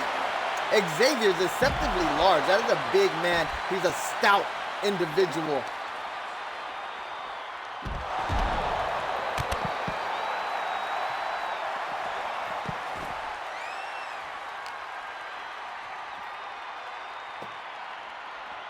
There you go, a little double team action on the Smoke. You know Sting loves that. Xavier injured by Monster, who is an associate of the Smoke, through their alliance of the Wolfpack and Evolution of Darkness.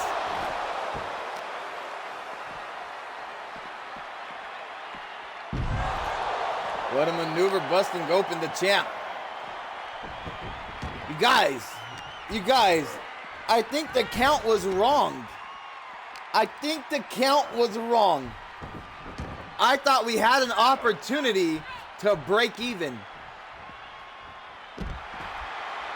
We don't. The best we can do is beat the Smoke here tonight or in this match and come out of this thing 3-4. Evolution Wolfpack outdoing MPN. That's very, very disappointing. That is very disappointing. But I will say, Team MPN in War Games held it down. And right now, as strange as it seems to me, maybe it's strange to you too, right now, we are calling Sting Team MPN.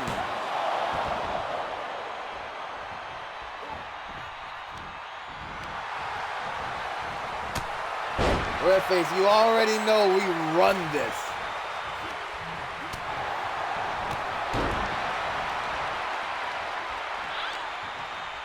And as he says that, the Smoke. Oh, little tag team work. Little teamwork here between nephew and uncle. Unexpected.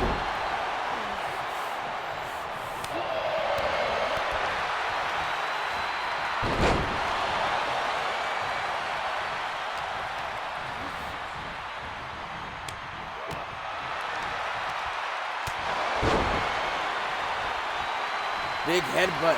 This has to be illegal, right? Xavier cannot be wearing that crown, that mask, which I'm assuming is some form of metal. He cannot be wearing that during the match and headbutting people on top of that. I do not see why that is not a disqualification. Well, okay, let's answer your own question, Holly. Triple threat matches, there are no DQs, so I guess it's perfectly legal, honestly. Smoke went for that miss. It doesn't hit anybody. He misses completely. We've seen Smoke do a lot of people dirty with that miss. There it is. The miss to the eyes, the punt to the face. And now a choke slam on the champ. That South of Heaven choke slam. Oh my God, Wolf, I'm not Wolf, Smoke almost pulled it out right there.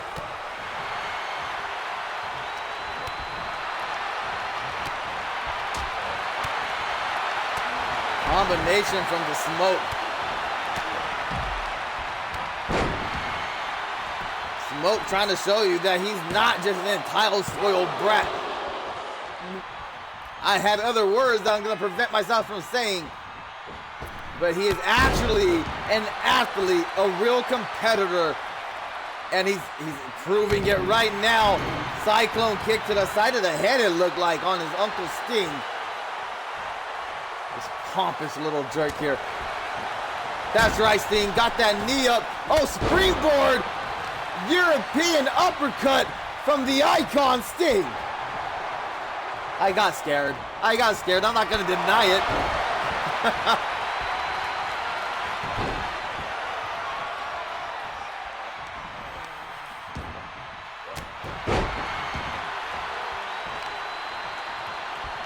And now he's biting. Now he's biting his uncle.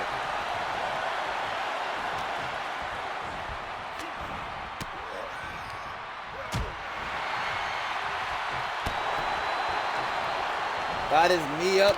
Caught the champ in the face. I don't know what the champ was going for. A spear.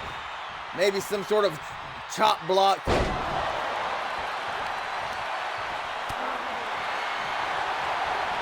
Oh, Kimura lock from Sting. Kimura lock on the champ. Kimura's locked in. And Smoke breaks up the submission. I thought Sting was going to walk out champion here. He evades the miss. Hits him in the arm. Covers the eyes. Springboard dropkick to the back of Sting. Takes him out of the equation momentarily. And oh my God, what a big maneuver. A modified backbreaker by Xavier. And Smoke going for that South of Heaven smoke jam. Choke slam. Ha! Sting breaking up the pinfall there. He said the only reason he's returned is to make sure Smoke does not become champion. And he has an opportunity right now to put him out. Thought he was going for the death drop, locks in the Kimura instead. Smoke in the middle of the ring. Xavier on the outside. And Smoke unlocks the legs. Rolls through, gets out of that Kimura.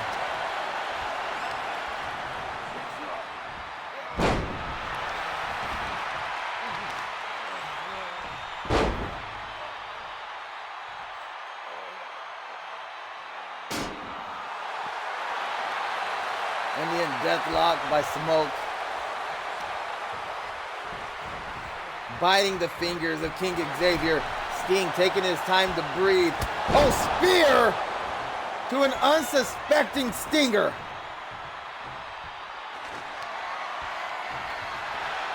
Oh, big knee to the champ.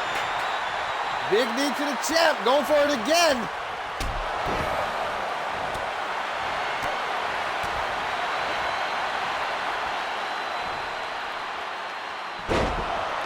Gourd buster by the Smoke. Eliminating any momentum that Sting was just building up. He said, that's how you do it, Uncle. That's how you taught me, and I perfected it. That strong knee.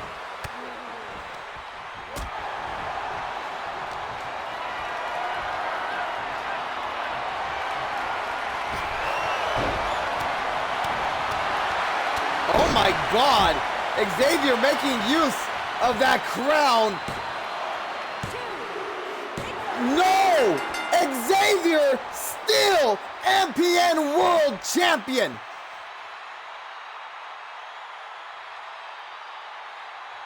He was unable to hit the mist on Xavier due to that crown, due to that mask. The mask became an illegal object, became a foreign object. But there's no DQs in triple threat matches. Xavier still MPN World Champion. I cannot believe this guy. Who beats Xavier? Who beats Xavier? Fresh back from injury. With that weapon on his head. Exactly. Congratulations, Xavier. Congratulations to Sting. Accomplish his mission. Make sure Smoke doesn't win the title. MPN Season 2 coming to a close. My goodness, what a night. What a long, long night for us MPNers. Here we go. I cannot believe it. Title changes. Surprise wins. It was a crazy night here. It was a crazy night, but you know what? It was a beautiful, beautiful season. Lots of new faces came in. Lots of new cars came in. I'm very, very excited to see the changes that happened in Season 3. The brand split, going PG-13 instead of a PG era MPN in March.